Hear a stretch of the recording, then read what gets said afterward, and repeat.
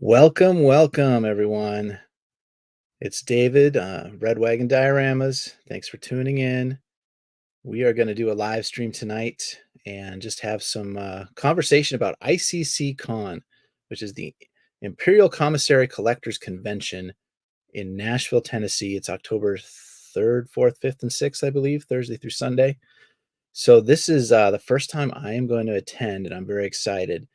And I'd reached out to Michael Havens and his team there earlier on the year. And, I actually applied for the press pass and they gave it to me. So I was super psyched. So now I've got that kind of in my pocket too. And I'm really looking forward to this convention and attending. So I reached out to Michael just to see if he would want to come onto the channel. I know he's been doing guest reveals on other channels. And he said, sure thing. He's got one for us for tonight. So I'm going to bring Michael on here and we're going to talk about the convention and whatever else comes up. And thanks for joining us. And let us know in the chat where you're watching from. And I'd be curious to know if you guys are watching, if you know about ICCCon, if you've ever attended, if you're planning to go, let us know. All right, I'm going to bring on Michael here. Hey, man, how you doing? Hey, what's up, David? How you doing? I am good. Nice to meet you. Nice to meet you as well. Thanks for having me on, man. I appreciate it. Yeah, I appreciate you taking the time too. It's great. It's funny to do these kind of face-to-face things when you don't know the person at all, but I'm sure we will get along splendidly after a few That's minutes. all right. With everything behind you, we know each other already. Yeah, well, yeah, it's funny. A little background on myself. So I'm an 80s kid. Like I'm 46. So I saw in you're what, 43? 43, yep. 43, yeah. So a couple years difference. But yeah, I grew up playing with the original vintage, Kenner Star Wars, and then heavy into G.I. Joe, and then Transformers, all the stuff in the 80s. That was, Oh yeah, Thundercats. Yeah. Yeah, it was great. So I haven't been collecting for, like, I took a long break from collecting, but I was always into it. But I have kids and stuff, and life got busy. But right before COVID is when I got back into collecting again, like 2018, 2019 with Black. Oh, nice. And then back into vintage Kenner. And so I've got a bunch of the Kenner stuff behind me. I still collect Black Series. And I also collect the jumbo figures from Gentle Giant. I love those things. Nice. Yeah, I'm a big Kenner collector. I used to collect when I was younger because, yeah, even you, we were kind of born towards the end or right at the end. Yeah. So it's not like we were collecting at 3 years old. But once we were old enough to collect, I had my brother's Star Wars stuff. And I used to go over to my buddy's house who had all the G.I. Joe. And luckily, Star Wars fit inside the G.I. Joe, which was really nice compatibility. And it just grew from there, man. And then I collected. We used to go to, antique shows or toy shows or garage sales, and we used to find our stuff. And then they came out with episode 1, and we bought every single Power of the Force 2, everything that existed, one to open, one to keep sealed. Yeah. And we were just collectors forever. Then I went and did high school, played football, and learned what a keg was, and went to college, and Star Wars went into a closet, literally, until I was about, 35 years old now, 34 years old, maybe 35. Anyway, my wife got me a Luke Stormtrooper, vintage Luke Stormtrooper for, I think it was our anniversary at the time. And I put it up on the shelf, and I'm like, I'm going to get my old stuff back from my mom. Called up my mom. Next time I was up there, I'm originally from Connecticut, and I've lived in Nashville for 28 years now. But I went up there, grabbed all my stuff, put it in the car, came back. 99% of it was modern and Power of the Force 2. And, you always think you had a better collection than you really did. And I still have that stuff, but then I wanted to put together a complete set. And I put together a complete set, which started the Imperial Commissary Facebook page, and that turned into 27 pages. And we decided to have a real life meetup once, and that turned into the 2nd, 3rd, 4th, 10th, 15th, 20th meetup. And it became so big, it was like, well, let's just rent this big venue. And then that became the convention, which was 2018. And now we've done it 5 times already. This is our 6th convention. And it's been a wild ride, man. I mean, I'm just a nerd in real life. I have a trucking company and art galleries. I'm just a nerd that it's kind of snowballed out of control on me. But it's awesome, and I get to have a lot of fun. But that's where the convention came from. Yeah, it wasn't like ever originally thought to be a convention. It just happened to be a meetup that we now let the general public come to. Right. Yeah, I think that's what has me really intrigued. Now, see, I've not attended. This is my first time. I'm very excited, but that's what got my attention was I was watching YouTube coverage of it last year and the year before. The Yeah. last 2 years, I've watched all these guys go crazy about this show. I'm like, man, it looks really cool. Um, so when you Thank you. guys announced whenever it was December, and then you'd shifted it later in the year, right, to October this year. Yep. I think that actually worked better with my schedule, gave me more time to plan. I was like, you know what? I'm gonna go. I'm gonna go. And I went as soon as the hotel room came online, January, whatever that was, I booked Yep. the room and That's smart, man. just Yeah. kind of on faith, like I think I can make this happen. And Those things sold out in 48 hours. So you did a really good job. 48 I've never hours. had that happen, man. Usually it's 3 weeks before the convention, and I'm like, please get your hotel room link through the room block and blah, blah, blah. But that was great, man. So, Here's one question for you. So how many rooms do you have in the hotel? all of them. I think it's 410 rooms in that hotel All 400 sold out for the convention. in 48 hours. That's Yeah. crazy. Wow. Yeah, no, it's bonkers, dude. And you should see, like, if you go type in the convention thing, like the address, 777 McGavick Pike, Nashville, Tennessee, but go look for like hotels near 777 McGavick Pike and all the ones around it, you can see their prices are going up, up, up. And the reason why is because once it was sold out, people try to get the next closest hotel, then the next closest hotel, and the next. The funny thing is, you go look at like dead centered honky tonk in downtown Nashville hotel, and they're getting closer and closer in price to our downtown Nashville hotel that is nowhere near the honky tonks. I mean, well, it's near it. I mean, it's like a 6-minute Uber, but still, it's not like you walk out your front door and there's Tootsie's and the Bridgestone, Yeah. So it's really, really cool. I'm really, really excited. The traction has been insane. Wonderful people like you are calling me up and being like, hey, man, you want to come on a podcast? And I'm like, heck yeah, because I love podcasts, man. The thing is, I used to do one a million years ago. Not really a million years ago, but like 10 years ago now. And it was great. And then I did another one like 7 years ago. And then I just haven't had time to do it religiously. But I love watching to them, listening to them. And I also love the way that you guys keep us going in the collecting community in between here's the new Disney Plus, whatever, Star Wars, and here's the new toy line, or here's you know what I mean? In all the lulls in Star Warsiness, you guys are always there. So I always say, you guys are the Timothy Zahn of the modern age. You know what I mean? Timothy Zahn got us through those dark times in the 85 through 96. And you guys get us through now. So yeah, no, I love coming on podcasts, man. And I've been super excited to go on a whole bunch this year. So that's a great opportunity.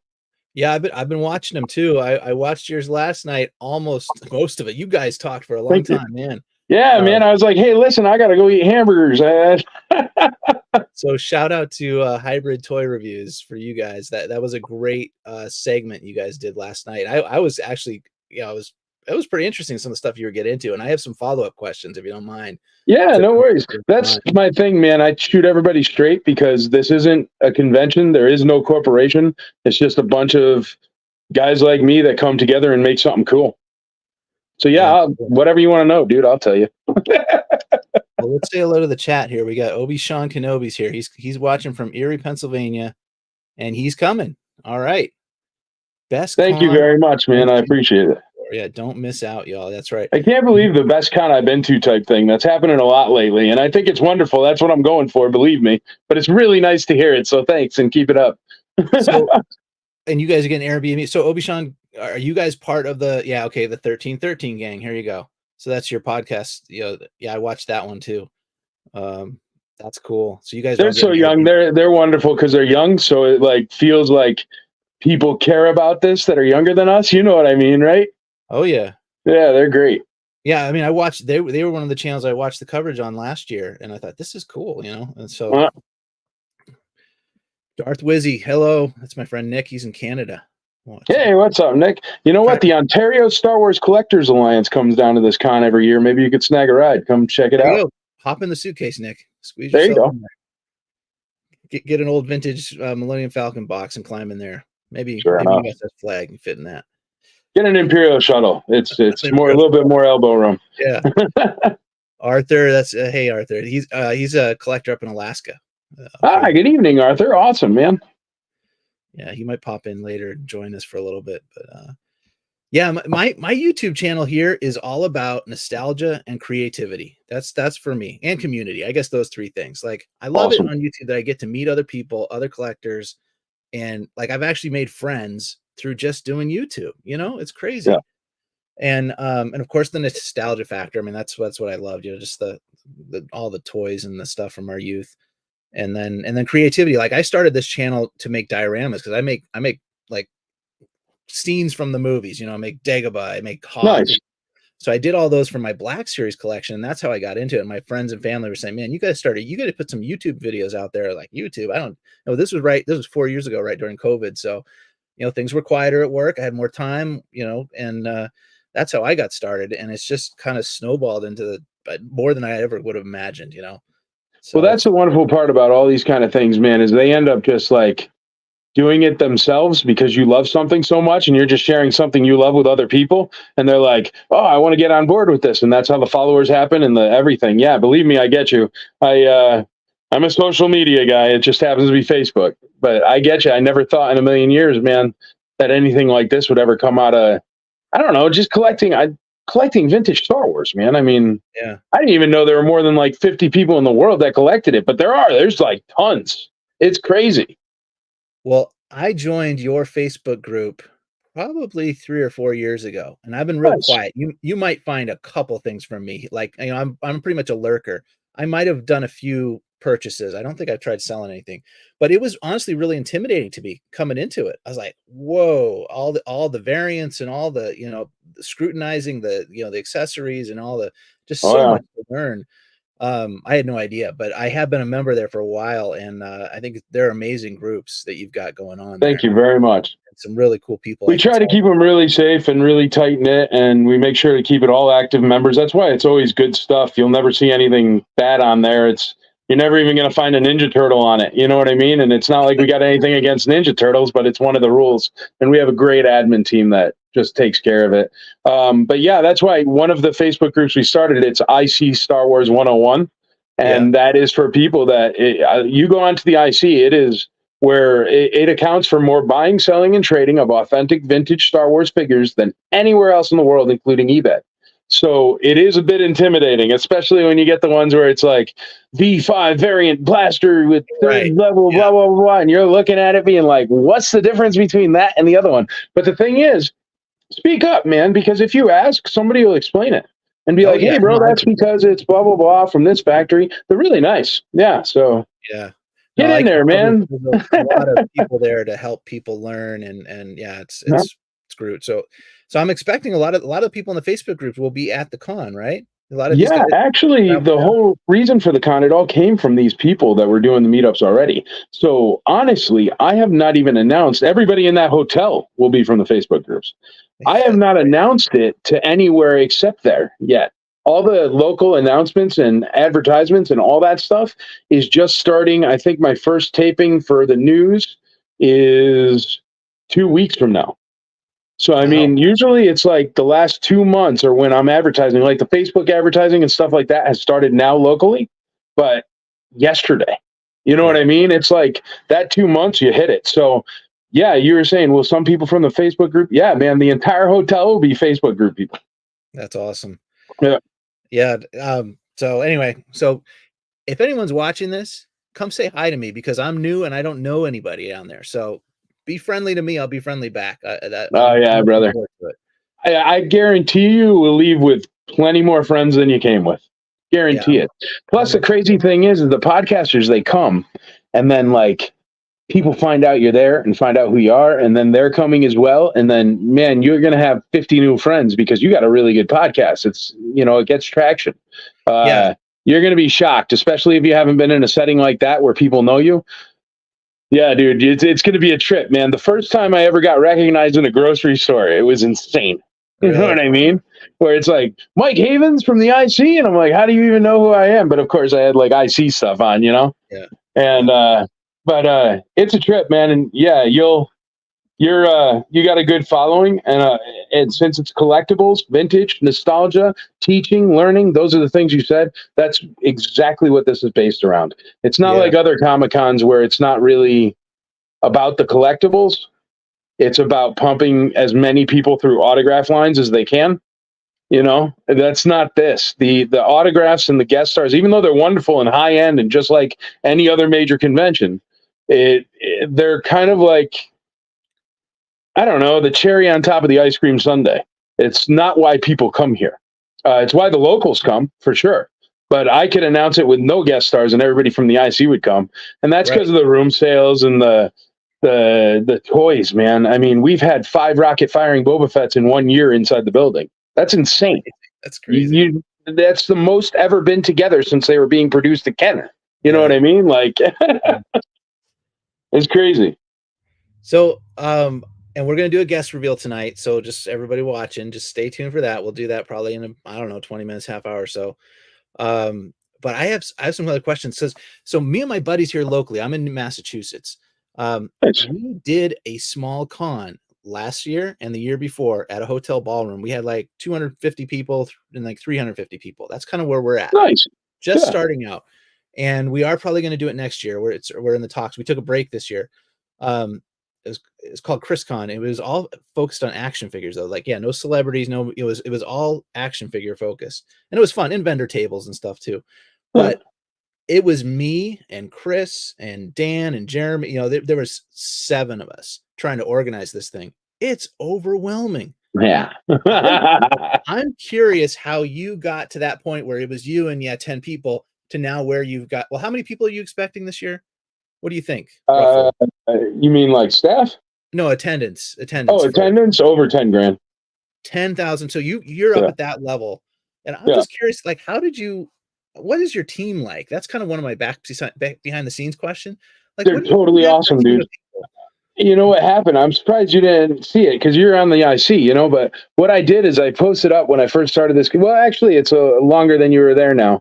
But back in 2017, I posted up because what happened is we were supposed to throw the very first IC meetup at in Tennessee, in Nashville, where I'm at. And I was looking at renting a room, and it was 4,000 square feet because the previous IC meetup we had, it broke 700 people. So that's a lot of people for a meetup. And what meetups were is we would rent bottoms of hotels, the hotel conventions, a couple of their meeting rooms, and we'd let everybody buy, sell, and trade and hang out, and we'd get pizzas or sodas or whatever. And those grew and grew and grew. So I was looking for a place. I was looking into a 4,000 square foot venue. And I said, okay, let's book it up, and they were like, well, it is attached to a 178,000 square foot rodeo arena.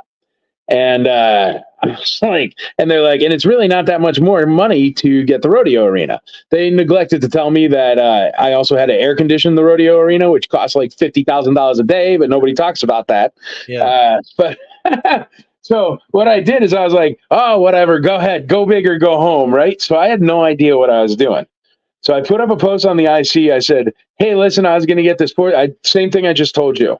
And I was like, if anybody knows anything about throwing a convention, let me know, And one guy popped up, and that was Philip Brown. He's my convention manager. And he happens to be a Star Wars collector that he runs all the conventions for the Rotary Club of America. Oh, okay. And then my security guy, he writes me, and he's like, you need anybody for security? And he is a Boba Fett collector that also is an Army Ranger. And then he knew friends. And then that's the thing. Every single aspect of this, the guy that builds the app is phenomenal. Check it out. ICCCon. It's a way better app than we should have. But the reason why that app is so good is because somebody who's a buddy of mine, Jason Knox, he makes apps in real life, but he also collects toys. You know what I mean? And he's a Star Wars collector as well. So that's what happened is Star Wars collectors, as with anybody that collects, they have a different job that pays for their Star Wars. Me too. So, there you go. And that's all that happens, man. People keep coming up and they say, hey, listen, I do this very well. Do you think I can help? I do this very well. And that's happened over and over at every aspect of this convention. So you walk up to any security, anybody behind a counter, anybody in a staff shirt, and, you ask them questions, they're going to know they're going to be super nice. But none of that matters to me. What matters is you can walk up and say, what do you collect? And they'll have an answer. Do you know what I mean? So it's that completely immersive experience. Usually at other things, other cons, other whatever, it's not built and grown out of such a tight-knit group of friends that are nerds in a very tiny aspect of things. You know what I mean? Like there is nobody there if you walk up and you be like, I don't know, do you know who Weequay is? And they'll be like, yeah, of course I know who Weequay is. He is one of these guys on Jabba's barge. You know, you're not going to run into anybody that doesn't know their stuff. And that's what's wonderful is not only can you ask a question of them if you need to, but they look at things. So we even have people, we're like the only convention on the entire planet, and I've been to other ones, and we're the only one that doesn't do repro, no fakes. Yeah, no, I'm aware of that. You guys. Yeah. So what happens is in order to control that, we have people, knowledgeable people that walk around and look to see if somebody's selling repro. Now, don't get me wrong. Always be careful. Always look. Always know what it is or get a friend to help you figure it out because you can't check everything. But if there are no like trays full of a bunch of repro for $3 each or anything, right, those people get either asked not to come back or asked to leave, or the stuff has to go away, or you know what I mean? And we do that, which is a bad move coming from someone who's trying to keep whatever vendor, whatever they're selling, who cares, happy. But I'm not. I'm trying to make a safe place for us to buy, sell, trade, talk about, and hang out with the old vintage collectibles that we used to collect. I mean, when we were collecting as kids or playing as kids, repro we didn't even have to worry about. You know what I mean? So now that we do, it's nice to have a team of people that walk through and try to make that not happen at ICCC. We don't allow anything pervy, man, because I've been to a few cons and you walk around the corner and all of a sudden it's all like half naked comic books, you know what I mean? Or a half naked poster or a fully naked poster. And we don't allow any of that. We have our guys walk through and make sure, you know? Yeah. So it's stuff like that that we try to get rid of, and that makes it that immersive feeling, like a Disney World type thing where everything is right there at your fingertips. But it's all, you know, it's all like-minded people doing the same kind of stuff. But yeah, man, the entire team, which is a massive team now, they've all come from the Imperial Commissary, or they've come to the convention and they come back the next year and say, I want to volunteer. We've had lots of press that come once and they're like, hey, can I volunteer next year? I mean, Joey, Padawan Collector. He's come a couple times. He loves it, and I think he's gonna get to do an interview with Jim Swearingen, the guy who like designed the X-wing and everything, on stage this year. I don't run the stage, but I just heard about that. Like, ooh, I didn't even announce Jim Swearingen yet, so shush. Yeah, no, I watch his channel too. I've seen him talking about how he's excited to come back and do a panel. So he's awesome, man. But I mean, he started as a VIP. And he used to buy his VIP ticket and come. And well, he started his general admission, then he bought VIP, and then he wrote me this year, and he's like, "Hey, man, can I help out?" And I was like, "Sure." But that's where the staff comes from, dude. They either see something that we do, or they get involved, and then they just call up and say, "Hey, I'm very good at XYZ. Do you need any help there?" So are you still on a volunteer basis, or are you paying people? Well, you got to. We have to pay some people, man, but 99.9% volunteer. Wow. That's the thing. We don't add money onto autographs. We don't overcharge for tables. We keep everything so low. Like, I don't make money off this, like, at all. I know that sounds insane to people, but I just put all the money in it. It's not what I do in real life, you know? So I put all the money in it, and then I hope that you guys show up and I get at least to break even. But I've heard you repeat that in most of your interviews, and I just find that fascinating. It's like you probably are the unique kind of lightning rod here, making this happen. That you're willing to do that. You're willing to front all those costs, and significant costs. I have no idea what the number is, but it's got to be a big number, and that's pretty amazing. It's like a good sized house every year, but you guys always come through and you get your tickets, and then it works out, and we have a beautiful time. So whatever. Yeah. I mean, our little convention, we probably spent under $5,000, it's nothing, compared to, but you make that back by, you charge $5 at the door, $10 at the door or something, ours. Yeah. That would not pay for the free pies in the VIP room. No, right. I know. That's why I'm just fascinated to think about where you guys have grown to where you are. And we're thinking about our thing here locally, I'm just like, yeah, man. But the thing is, you keep plugging away and you're going to get there. Like, you're going to get there, dude. I think we share similar values from what I've heard you, as far as the for collectors by collectors. And I love your tagline, no corporations. I Just love that. fans. Yeah. Yeah, yeah. So I don't know. But it really isn't, man. There's no corporations, and even they have like some of the bigger conventions. Because see, the thing is, I'm the biggest convention in Nashville, Tennessee, by far. Um, so the big convention like conglomerates have come and have tried to throw money at me or push me out of it, and I'm just like, what are you going to do? Go ahead. I'll just be like, hey, listen, everybody in Nashville, I'm the guy from Nashville, this person's from California coming in trying to steal it, Right. and they'll be on my side because this is still Nashville, Tennessee. We got a thing for local here, you know what I mean? So they stay away because of that. And then they've tried to give me money in order for me. They do this thing where they buy up conventions. Here, I'll give you a secret background. They'll do this thing where they come in and they try to buy it, and they tell you that you're still going to be the person who everybody thinks is in charge, who everybody talks to as in charge, and you're going to be able to do all that, but they'll give you a couple $1,000,000 and you just let them do whatever they want, right? The thing is the way I've done this convention, number one, I would never do that because forget them. I'm not going to sell out. I've got no desire to sell out, and I have a real job that doesn't do anything with this. But the other reason is, man, the second I do that, they would change the autograph prices. They would change this, change that. And everybody out there that knows me and likes me or cares about the IC or the ICCC, every single one would know darn quick that it wasn't me pulling the strings.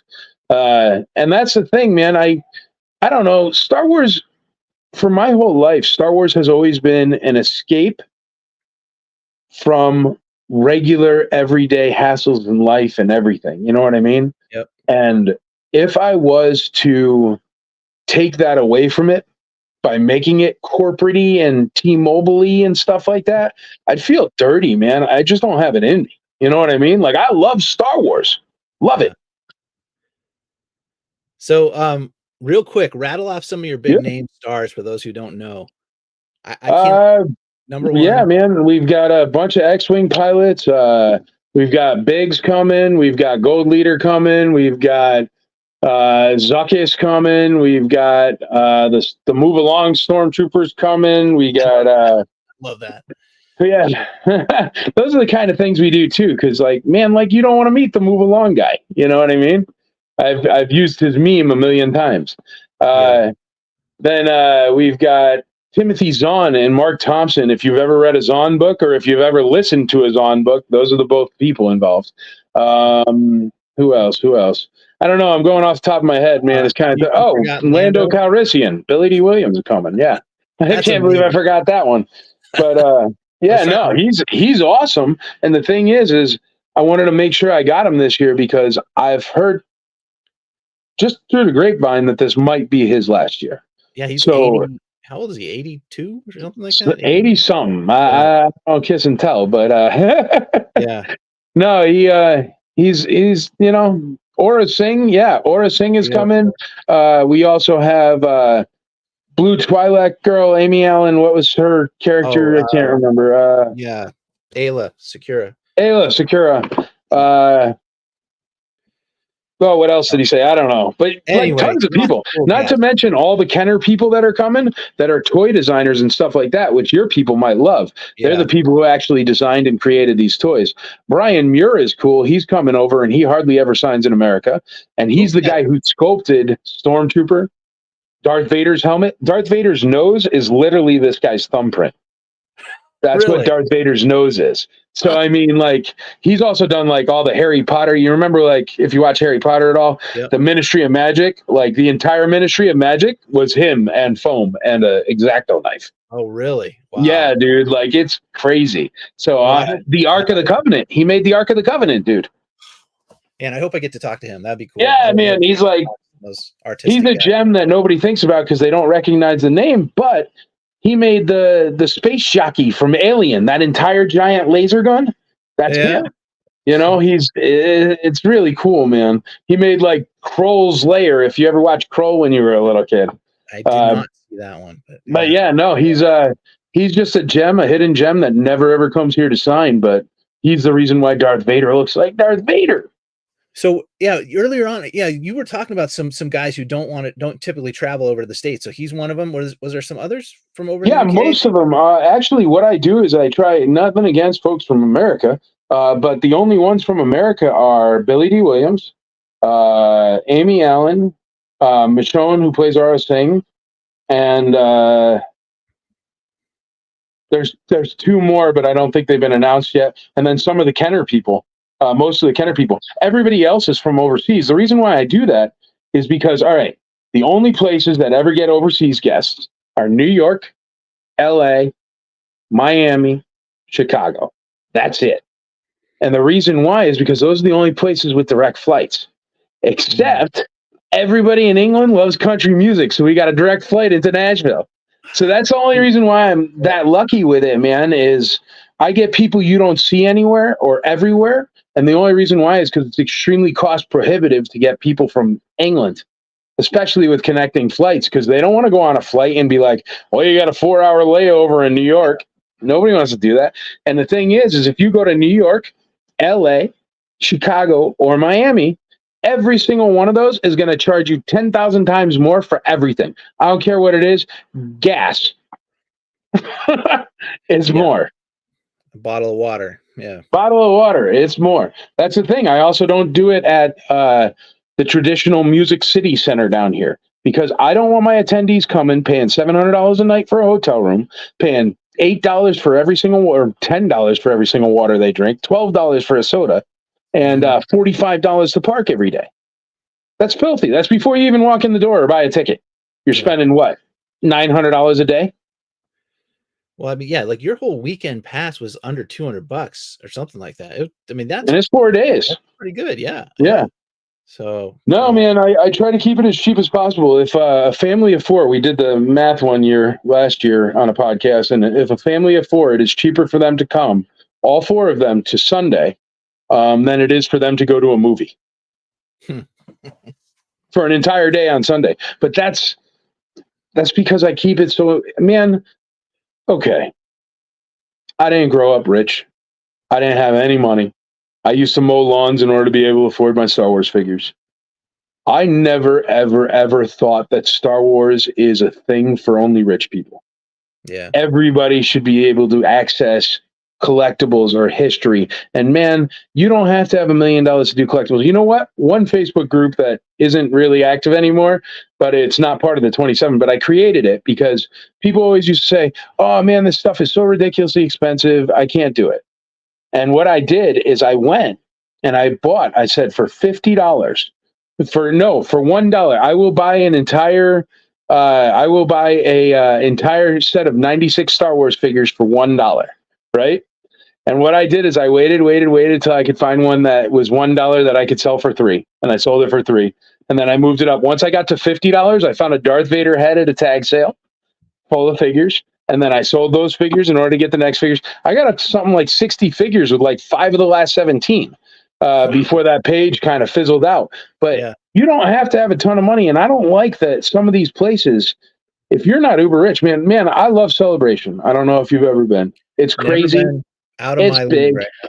Yeah. There you go. This is exactly what it's for, man. I don't think it's fair. Even though I'm lucky enough, I'm blessed, man, and I can afford to go to Japan, and I travel quite a bit, so I already have the passports and the knowledge.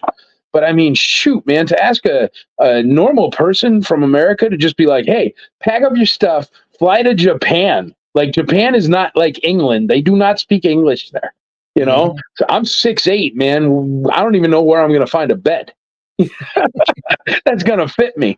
But like you see, they go in those little pods or whatever, man. I don't know how I'm going to deal with that, but I'll figure it out. But that's what this is for, man. This is for the people that like Celebration is just so much. And we throw the same kind of show, but without that corporate meat grinder feel. Right. Yeah. So, hey, a couple questions. I don't want to keep too long, but anything you want. What is like the schedule look like? Because I haven't been, and the app isn't filled out right now. I know you're one of his wives. He's probably got wives in different galaxies, doesn't he? There's daily events going on? Like there's different panels, different things on the stage. Like I couldn't find a schedule from last year anywhere. It's like deleted or something. So I don't know. What happens is we use the same web addresses and everything. So all those things go into like an archive on the back end after the year is over, and we put up like a coming soon page. Yeah. So that's why you don't see those. If you go into archives, you can find them on like some YouTubes or some. Yes, there's tons of panels, question and answer panels. All the guest stars, I can't say all the guest stars. Most of the guest stars do a panel. Billy D. Williams will be doing a panel. All the guest stars, and we do fun panels, but we have interactive ones where they're either like interviewees or Q&As. Or else we get up like a bunch of X-Wing pilots and what was it like filming the trench run and blah, blah, blah. And did you think it was insane that some dude taped bubble wrap to your shoulders and was like, all right, pretend you're going to be like blowing up a Death Star. That must have been crazy, man, before Star Wars came out. But those kind of things. So yes, there's panels, there's autographs, there's, the thing is none of that is really, okay. With the world of the internet, we have a very, very short attention span nowadays. So what happens is we have to release things in such a way that it keeps building anticipation and hype. Yeah, I understand so that's a post for after we release all the guest stars, because I can't put up the schedule, say, for the panel stage and leave 6 blank marks for the guest stars I haven't announced yet. Yeah. You know what I mean? I can't just be like, oh, there's just going to be a panel at noon and it's going to be a big one, but it's blank. So maybe a related question is, what is the venue like at the Sheraton? Do they have multiple ballrooms? And so you're using like, there's a main stage, there's the trade show, right? With all the tables, the vendors. Yeah. And then you've got different stuff in different ballrooms going on. Yeah, absolutely. And that's the thing. All those will update and come out. The maps, the apps, the everything. You can actually find the old app if you want, man. It's ICCC, I think. I think it's still like out there. And if you grab the old app, it probably has the old map. You know what I mean? But I'm just asking for curiosity. I'm trying to kind of set my expectations, you know? Yeah, what it is it's 52,000 square feet down the bottom there. And we rent it all. So it's different than other cons. See, since we rent the whole hotel, we kind of have a lot of range at the hotel. So we can have laser tag outside. We're going to have laser tag. You know what I mean? We can have, we have live bands in the courtyard all the time. So you get to go grab a drink at the bar and chill out in the courtyard for an hour if you want and listen to a live band. We have a circus that does like the Cirque du Soleil, whatnot. You know what I mean? Yeah, it's crazy, man. We so it's not just all the meeting rooms and all the function space that we rent, but we rent the whole thing. So you walk into an entirely immersive experience at a 4-star hotel in a major city, and it's the whole hotel. So we do things outside, we do things inside, we do things in the courtyards. At night, what happens, man, is everybody comes down and they do room sales. But the way it works, all right, there's a big giant main ballroom, right? A lot of vendor tables. Then there's another auxiliary room, which will have the convention store, but it's not an auxiliary room. It's a giant room right below it. It'll have the convention store and like all the people from Kenner, a couple other guest stars, all your 501st and Mando Mercs and Rebel Legion, all the cosplay clubs, not like regular cosplayers that just show up as like Spider-Man or whatever. Yeah. But like the cosplay clubs will all be out there, and then you'll walk around the corner and you'll have the droid builders there where they have all the full-size, life-size droids that move around. And then the next thing will be the giant ballroom, McGavick's ballroom. And if you look up some of the videos of like the Emperor or C-3PO from a few years back, they're in that ballroom. But it's a nice big ballroom with a big stage, and you know, everybody gets in there and watches the panels, which is the live Q&As and stuff like that. Then if you go around, there's going to be the lobby, and there's a bar and restaurant and everything because it's a 4-star hotel. And then you have the courtyard where there's live bands out there. You go around the side and there's another room that's all VIP. It's the VIP room where you get, with every VIP ticket, unlike every other convention, we feed you on Friday, Saturday, Sunday. We give you pie, we give you ice cream. And I don't mean like you get a little sliver of pie. I mean, if you want to eat a pie to your face, feel free. I buy lots of pie. And it's a Southern thing, you know, you got to give everybody a slice of pie. Yeah. And then we get ice cream, you get all your sodas included, everything like that. And our VIP ticket is, I think, $500 less than Celebrations. And they give you nothing. Like, you get line skips, you get merch. And so that's over here in a separate section. It's like only VIP are allowed in there, and it's their own space. So even when it does get busy, you can like kind of like move off and like have a sandwich. You know what I mean? Yeah. And then we have, if you go around the other side, because there's a giant square, this building, okay? If you go around the other side, there's more breakout rooms, which are meeting rooms, good sized meeting rooms. They 200 people or whatever. Yeah. And what they have in them is the first one is the podcast room, where eventually, I don't know if you signed up with Jim, but if not, do it next year, man. I did not. And you get live on the podcast stage, but they get to interview the guest stars and stuff too. So we send the guest stars in there. And then you've got next is the tattoos, because we have like really high-end tattooers that come, Lucasfilm rated tattooers, stuff like that. That's my wife commenting about pumpkin pie. Costco pumpkin pie? No. Don't tell her but about Costco pumpkin pie is good, man. I know. But no, this is the South, man. I can't put a Costco pumpkin pie in there. People would come take me outside and beat me. You kidding? With a rubber hose. So I only come back with one tattoo, though. That's okay, right? Just one tattoo? Yeah, there you go. Well, they do a lot of tattoo stuff. They have a separate room for that. And then there's a separate room for all the table gaming. If you want to learn how to play Sabacc or Dungeons and Dragons, or they play Magic in there. I'm not sure if they do Pokemon or not. It's not really my room. Well, not my department. It's my room. And then there's also a photo op room, where you can get your professional photo ops with movie stars. And then there's also the video game room with all the video game tournaments and stuff. So if you want to come and, we've changed it into money that we give away. Like the prizes are money. I used to buy 70-inch TVs and give those away. The thing is there was one time this kid won, and he was like 7 years old, and the dad had to put it in the car, like going back to, I don't know, New York or something. Yeah. And it was like, dude, it was like bigger than the car, because a 70-inch TV is a big TV. And so I felt kind of bad about that. So now we just give away cash, but people like cash, and we got trophies too. So you get a nice big trophy. I didn't know all that stuff was happening. Yeah, that's wow. I'm terrible at communicating. I guess I need to make a better webpage or something. I don't know. No, it's but good. no, It's like, we'll announce each one of those as separate things. Yeah. Yeah, no, like just showing a map from 2022 or something would give a sense of idea of the space and what happens. That's what I was looking for. So I'm glad you just answered most of my questions right there. So nice. Well, I'm glad you asked them, because it's a blind spot for me. I don't really think of it. What we do is once we announce all the guest stars, then we start announcing the maps. Like the maps go out to the vendors, because we do it weird with vendors too. I know a lot of people, so I never want to take favorites. So what I do is every vendor table, you get to pick where you want to be exactly in the order that you purchased. So I don't let anybody, like my buddy can't pick first and get the best tables like everywhere else. But that's because it should be fair, man. I don't know. That's good. Yeah. Hey, look what I got on my desk in front of me. I love it. Gamguard. We got a Gamguard gun. Look what I got. Yeah, you got Boba Fett. This is the TVC one from a couple of years ago. I got my. He's awesome, man, because they actually bothered to do cloth goods on him, which is wonderful. I love this figure. And the Black Series one's one of my favorite Black Series figures. So it's a nice figure. Yeah. I was trying to segue there a little bit. I get you. That's perfect for you, man. That's perfect to tie into our guest star announcement tonight. Let's get to our guest star announcement. Now, how do you want to do this? Do we got any guesses? I don't know. Give us go ahead. Get guesses. Comment there. Who do you guys want to see as a guest star?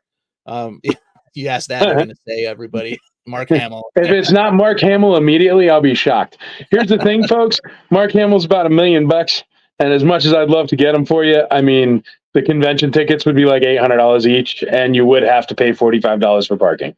So I got his number, though. It's doable. It's just, I think it would mess with the what we're trying to go for. Yeah, here you go. And here's the runner-up, right? Yeah. Oh yeah, Harrison Ford. Harrison Ford is $10 million for a private signing in a hotel room. And he has always, you want to hear the crazy Harrison Ford thing? Sure. He has a stipulation that he is allowed to stop anytime he wants. Just in the middle of it? Yeah. You're like, so say he gets to like 8.5 million and he's like, oh, my hand's cramped, I'm out. Wow. He's allowed. Yeah, that's crazy, man. It's like Russian roulette of guest stars with him signing. Man, that's crazy. But his autograph's also $1,800 or $1,600. So you know, jeez. That's crazy. I don't even know, dude. How could you ask somebody to pay? But then again, we're literally right over there. I have my Harrison Ford autograph. I paid $1,800 for, so I'm Well, that sucker. you enjoy it there. I It's know, nothing, right? Yeah. Yeah. Well, the thing is, I made him write the hashtag IC for life on it, and I think that's probably the first time Harrison Ford has ever written a hashtag. So I thought that was Yeah. hilarious. Like, what is this? Yeah. Here you go, Gina's Gina. cool, man, but Gina was just at Knoxville, like 3 hours away. Like, So she's got yeah. a couple of years before you swings. Well, they're back. not allowed to do back-to-backs within a certain number of miles. It's just they're not. Here's a question for you: who played Hammerhead? I have no idea. Do you happen to know? I don't know who played Hammerhead actually, and I've got a friend that's a Hammerhead focus collector. He's got like 1,000 of them. Yeah, But I have no idea. I'll have to look into that one. It might have been a puppet situation. Did we see Hammerhead's whole body? no, I don't think so. Yeah. Lots of times where it's torso up, it's puppet. Yeah. Puppet thing. Yeah. Oh, Nick says you're a sucker for paying that much for Harrison's autograph. Oh, I totally am, dude. Absolutely. It is insanity. It is not worth it. It's obnoxious, but still it's right there. So that's cool. All right. Well, let's get into our guest star here. Let's do this reveal. Do you want me to just put up the graphic? I got it ready to go. Yeah, go for it. It's Stephen Constantino. I'll rat it out. He's a Grammarian guard from the Skiff. But there's a picture of him with Corey D. Williams there, who played Klaatu. But Grammarian guard on the Skiff. It's actually a funny story, and have him tell it when you meet him. But the way he figured it out is him and Corey went out there to visit Billy D. Williams, and they were like, hey, listen, get in this outfit because we don't have enough people. So he just kind of happened on it. He's actually a musician. That's that grammarian sound up there in the corner. Yeah. And he's actually, I think, ever since he always gets up there and he'll like play with our house band and stuff. So Steven gets to come back all the time. The reason why Steven gets to come back all the time, and I hardly ever have multiple years same guests, but he's been coming ever since 2018, and this is another thing that no other convention would do. But the reason why is that very first year, and I'm sure you ran into this your very first year, brother, but I didn't realize that you had to clean up everything after everybody left. So yeah. There's me and my wife cleaning up that 178,000 square foot. And Stephen Constantino's flight wasn't until the next day, and he hung out with us, and he helped the entire time. Wow. So he is always welcome at my con. Plus, he's a super nice guy and has great stories. But what a great guy, you know? Like, so he's always welcome here, and that's why you will see Stephen Constantino every single year at ICCC. That's awesome. So I met him 2 months ago. Nice guy, right? Yeah, check it out. Here's hey, awesome. And he came to my local comic shop like 10 minutes from my house here in Massachusetts. And I had him sign my jumbo Gamorrean Guard figure there, and I bought one of the plaques from him. That's awesome, man. And perfect. Yeah, he was a great guy. I mean, spent 10 minutes with him, whatever. But, you know, and yeah, he told me some of those stories of how he got involved with the filming there. And crazy, right? Yeah, that was my first cast member autograph. I don't do a lot of autographs, so but it was very cool meeting him and just hearing some of his stories. Yeah, honestly, I don't do too many autographs either, man. You know what you'd be interested in, brother? I have the prototype of the Gentle Giant rocket firing Boba Fett. The scratch test. Yeah, and they usually destroy all the Gentle Giant stuff. Yeah, but that squeaked out somehow, and it ended up in my collection. So I'll have to eventually, next time I'm up there, I'll get a picture for you. But it's awesome, dude. Is it white or gray? What color is it? It's the gray, blue, gray, and it was a paint scratch test. So there's scratches down the side of it. Okay. Like gouges in it, because it's how they test the paint if like a kid can eat it or whatever. That's cool. Yeah, I've seen some of those go up for sale on eBay. Those are neat. I don't have any of the prototype stuff, but I do love collecting the jumbos, though. They're a lot of fun. I've got all the Boba Fett jumbos because I'm a Boba Fett guy, man. I've got a huge Boba Fett collection. Cool. Oh, here's another comment from John again. The yak face dude. We have breakfast together every morning. Dude, that's Sean Crawford. He's a sweetheart, man. Sean Crawford's so nice. If you buy a vintage yak face, you can write him, and he will send you a yak face club like little packet, and it's like don't quote me on it because I'm not sure what's in it. He sent it to me a million years ago, but it's like a patch, and he like writes a little letter, "Welcome to the Act Face Club," and he gets you. It's really cool, man. Wow, that's awesome. Hey guys in the chat, you got any questions for Mike? Put them in the chat right now. Let's see if there's any questions out there. Yeah, I'm just looking forward to you. Pumped me up even more. I've been so excited already. So this is really cool. Well, dude, I'm so excited that you were so excited and you had no idea what was going on there. Wait till you see it. It's going to be like, woo! I don't know how many of these calls you have with people who've never been. So, yeah. No, seldom. That's why I appreciate it, man, because it's a blind spot for me. I don't really think of it because I obviously know where everything goes. Yeah. I'm just trying to, I'm trying to kind of set my expectations, kind of understand what I'm kind of walking into. And I try to get as much as I can from the YouTube coverage that other people put out there. Yeah. But, anyway. Well, you guys are my best voice. Here's what's happening here is you remember you were like, where did you get your staff? Well, all of a sudden my marketing department is you wonderful people. You know the questions to ask me. You tell your followers about it. That's the way it works, and it works best. Yeah. Here's a question from Layered Creations. This is my friend John. He's in Texas, and he's a 3D print designer. He sculpts Star Wars stuff for Black Series, and he did a Rancor. You might have seen the Rancor that was made. That was him.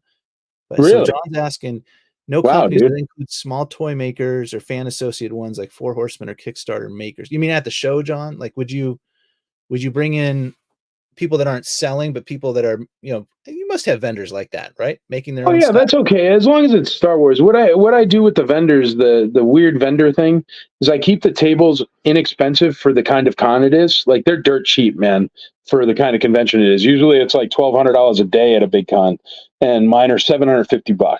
And the reason why is that, which is ridiculously cheap. But the reason why is because I want tons of people to purchase their vendor table, because I have a 72-hour grace period where I'm allowed to approve or deny them.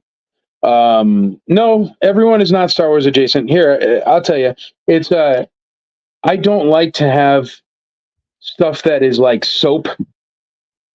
And when I say no companies, that I don't allow companies, I mean, like, how you walk down a convention and there's like a pink T-Mobile booth and they want to talk to you about your cell phone plan?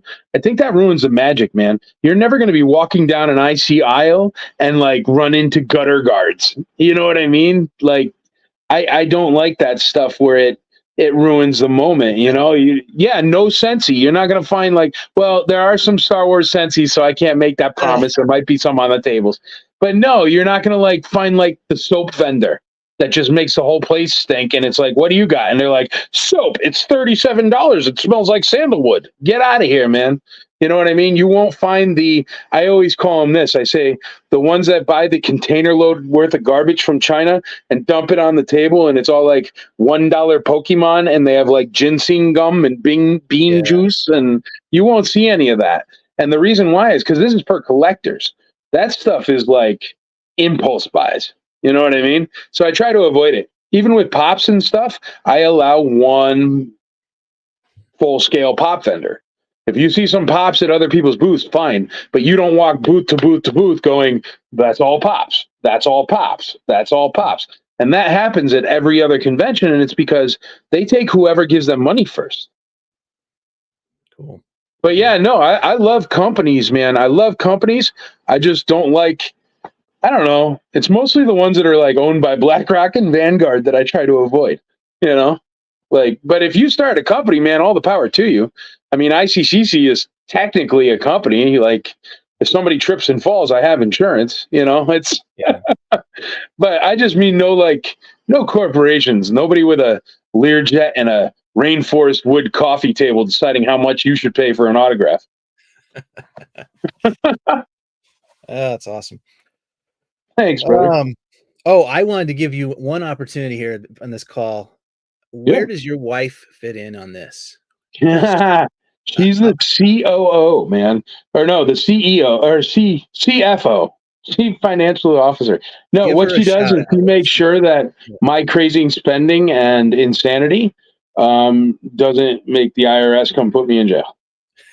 She puts everything insane I do into a spreadsheet and gives it to the accountant every year. She also is a Jawa collector, so she's a vintage Star Wars nerd as well. So it's the right wife to have. She's extremely understanding. She's extremely wonderful. But yeah, she's the money guy. I can see. I just think about a guy like you, and I think like, okay, where's the other half? Keeping everything, running along. And Oh yeah, no, I'm bonkers, man. I mean, she is definitely the OSHA compliance in my life. And there's my wife commenting, yeah, my wife's the same way. She's the one who's watching out for everything and making sure we do everything right. Yeah, I love a good spreadsheet. Yeah. Oh yeah, see, yeah, that's what I was joking. Did you know? Here, I'll tell you, to your wife here, she loves the spreadsheets. But do you know they have conventions where people compete to see who is the best at Excel?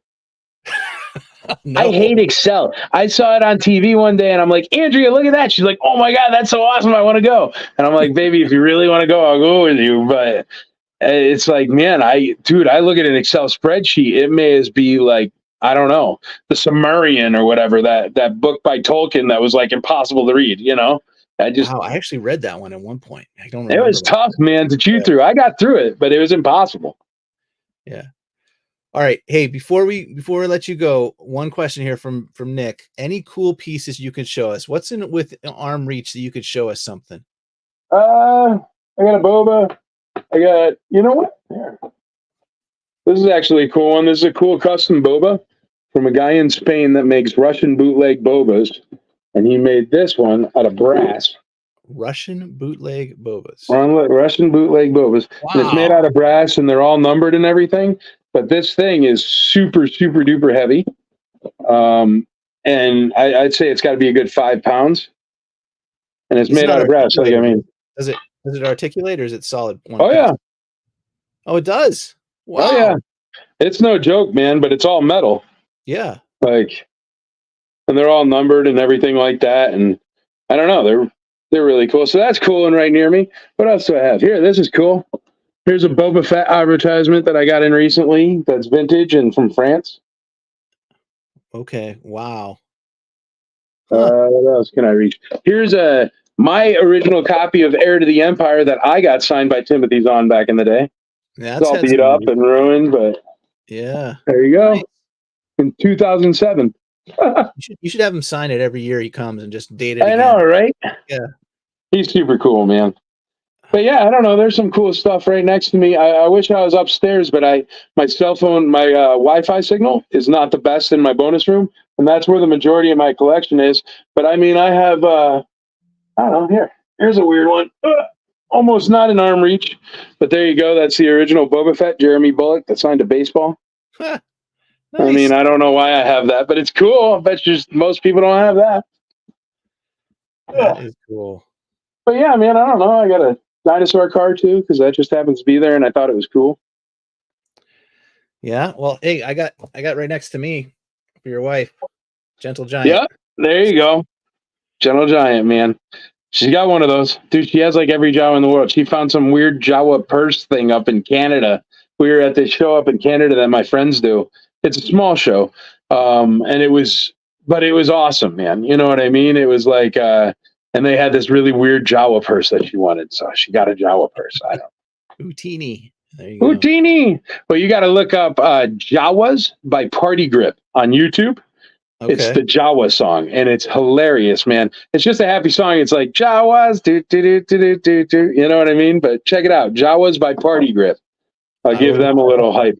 Whenever I'm doing stuff and a Jawa comes up in my live videos and stuff, I play that song, and people like request it now because it's this thing. So yeah, check them out. But I don't know the guys that made it. I'm just pitching something I think is cool. All right. Well, I think we can end it there. Yeah. I don't want to take too much of your time. Do you have anything else you want to add for anybody watching? Grab your tickets, icnashville.com. You could also do iccollectorsconvention.com. That's the URL I did originally. And, yes, subscribe and like to this channel because it's a wonderful channel. And thank you very much for having me on, brother. I appreciate it. Well, I do appreciate So give them a like, subscribe, crush the what button, share button. I don't know. And I'm not John, good at YouTube, bro. I'll check out your channel too, John. Mike, give a thank you to your team for giving me the press pass. I really appreciate that. I'm super excited to get there. Oh, awesome. You got press. That's great, dude. I'll see you there. Yeah. So I don't know fully what that means, other than I know I can show up early. So Yes, you could show up early, and also when you walk up to a guest star with a press badge, it makes it easier for them to talk to you about press type things. oh, okay. So if you're All like, "Hey, man, what do you think of this show?" They probably would answer you because you got a press badge on. Okay. But no, it gets you some access because honestly, man, this is for us. So with you guys talking about it, like you said, for example, the reason why you're coming this year is only because of what you've seen from other people on YouTube. It is, yeah. So there you go, man. I got you with somebody else's press badge you watch. So I hope you bring folks with your press badge. Yeah, definitely. All right. Well, let's wrap it up there. I'm going to stay on because I think I'm going to bring on a couple other buddies. We're going to chat for a little bit, but I'll let you go. And I Thank you, really sir. appreciate the time. And I will see you in like, what is it? Less than 2 months, right? Yeah, 55 days. Watch out. That's crazy. So, all right, Mike. Thank You're you going to so love much, it, brother. man. Thanks so much for having me on. I really appreciate it. And keep up the great work, man. I love the channel. Yeah. All right. Awesome. See you later, brother. See ya.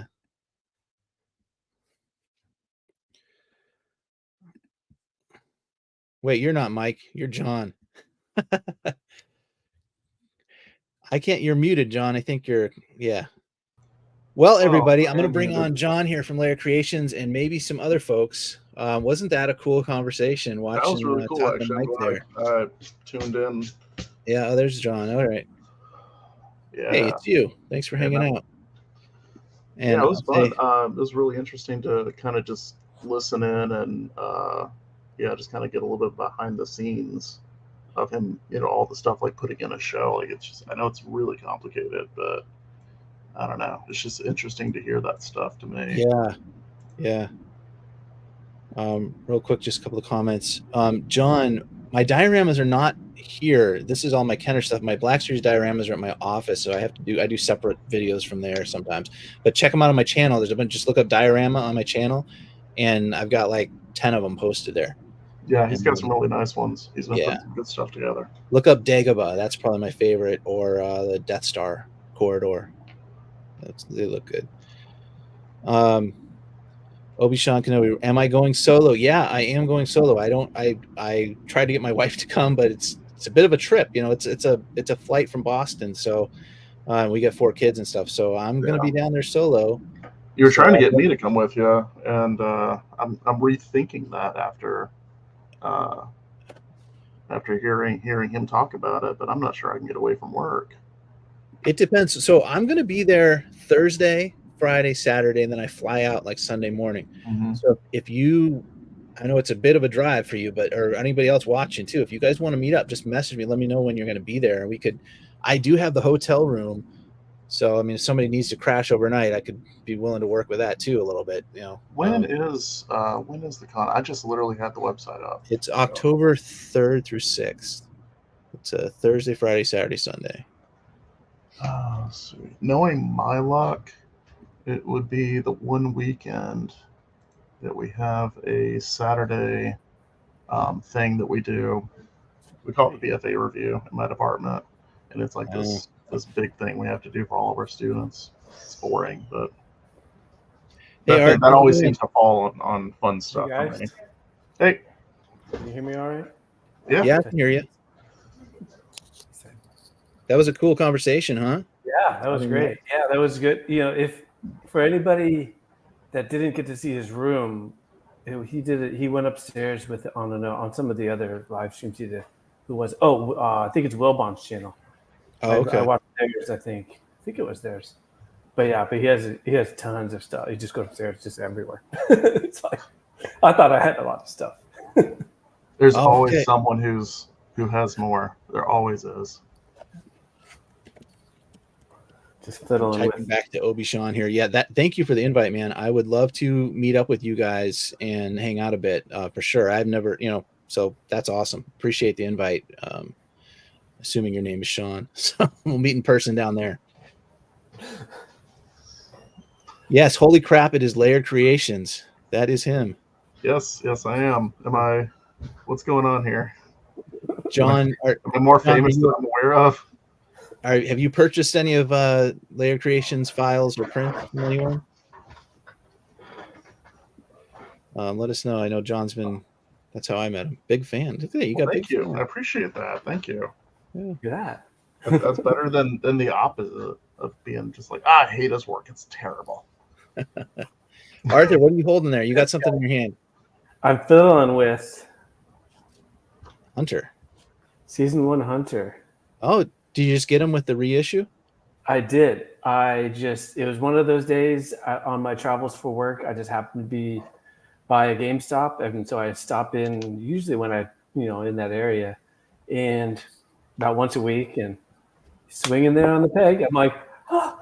And he's the last Bad Batch figure that I needed, because I pre-ordered him from Big Bad Toy Store. And then I was like, oh, I already have Imperial Crosshair. I don't need regular Crosshair. And my daughter said, no, we need both crosshairs. And so I went to order it, and it was sold out. So I ordered in regular Crosshair from GameStop and got him. Oh, look, bigger screen. Cool. Yeah. So I got regular Crosshair in the mail. And so, and this was my last one. I saw him. So I still have him on Big Bad Toy Store pre-ordered. So I'm I might cancel it. I'm not sure, but I was really excited. It was one of those times when you're figure hunting, you get you go so often. There's nothing. And finally, it's something you actually need, not just like, oh, okay, I'll get this. It's not one of those. It's So that was fun. So that was probably my biggest one I got. And then I got the recently. Yeah. So keep out the Night Owl. Keep out. I was just at a different GameStop just today after work, and they had a bunch of the. This is the Night Owl. Yeah, they had a bunch of the reissues. The cow. What is that one C-3PO that got from 000? Yeah, 000. I didn't get them because I didn't watch the. I don't know the mixer. Yeah, I'm like, I don't need that. So another one. Oh, I left one figure out there, but I got. This might not be a big deal, but it's I got Island Journey Rey. As a figure, she's not bad. Yeah, she's got that probably weird. The best one. Yeah. Yeah, it's a pretty decent figure. I was messing with her, looking at her while Mike was talking, and I'm like, it's got a lot of detail, and it's pretty good. But I got her for, the poncho. Mm-hmm. So yeah, so that's she's nice. So Ahsoka's got her poncho now, and the hood actually sits pretty well. Usually they kind of are. A lot of the other Jedi robe ponchos, they sit weird, and this one's pretty good. And then with that, I got two figures from it's Empire Toys, I think it is. They had a sale a while back, and I got Jar Jar, but the one with the shield. I didn't have the one with the shield, and they were both like half off. So I was like, damn. Why not? I bought an order from them too. Yeah. So I got both Jar Jars on my shelf, but I needed that shield. It was good. So those Empire were Toy Shop. I got figures, Padme from him. The shipping took a while. I got it came. They're based out of New York City, so I'm pretty far. Yeah, I was about to say But that's about as far away as you can get.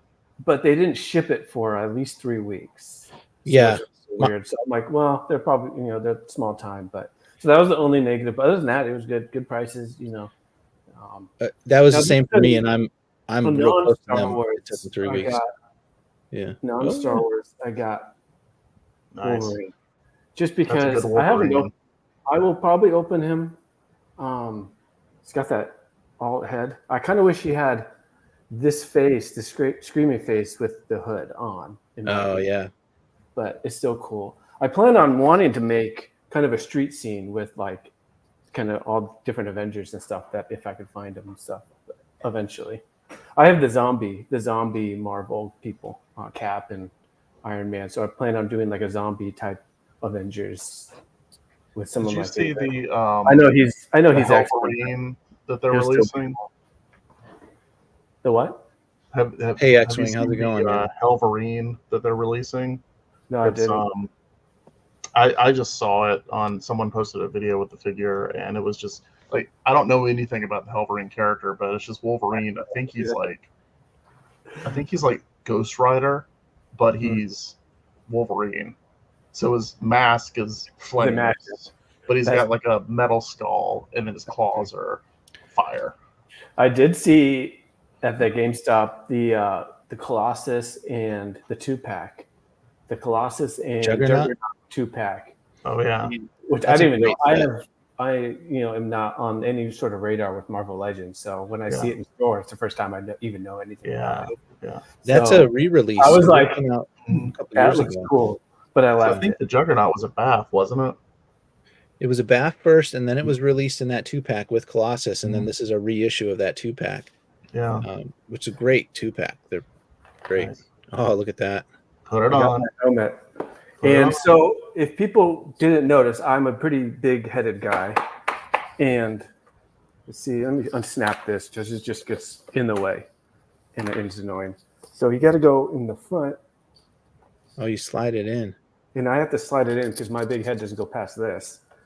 And I could see my eyes are about here. About here. So for all you big-headed guys, this is the one to get if you're looking for a trooper. Well, it's easier to get on and off too because of the way that the front. And if I had to, if you're wearing it, if you're, I don't know if you could do a Black Series helmet with the 501st or whatnot, but if you just want to do, if you're just cosplaying, this is a nice helmet. I might need to look into that. I can never find anything to fit me. And I got it $77. Marked down from like $100. Yeah, that's a great deal. That's a great helmet. I saw it and I was just like, I pounced on it. It was one of the ones I wanted. The only one thing I don't like is that when it's relaxed is the seam here. Mm-hmm. It's kind of got a gaps a lot of times, especially when it's on. It kind of looks like that. It opens a little bit, yeah. Yeah, I kind of wish it clicked a little, sealed a little, but I'm being nitpicky. Yeah. So yeah. So I'm curious, what did you guys order from San Diego Comic-Con exclusives? Did you guys order anything? I on our when we were on our chat, I was saying, oh no, I'm not going to get the Darth Maul. When it came down to it, I couldn't resist. You did, yeah. So I pre-ordered it. I was looking at the packaging. That packaging is beautiful, and I'm like, even if they redo it with because I guess the vehicle, the speeder isn't movie accurate. So even if they do another one, just keeping it in that packaging. And I'm an opener, as you can see. I might keep it in that packaging for a little bit. But yeah, I went ahead and pre-ordered that, and it's actually already shipped. So I saw Yak Face posted. They still have like 1,400 in stock. So wow.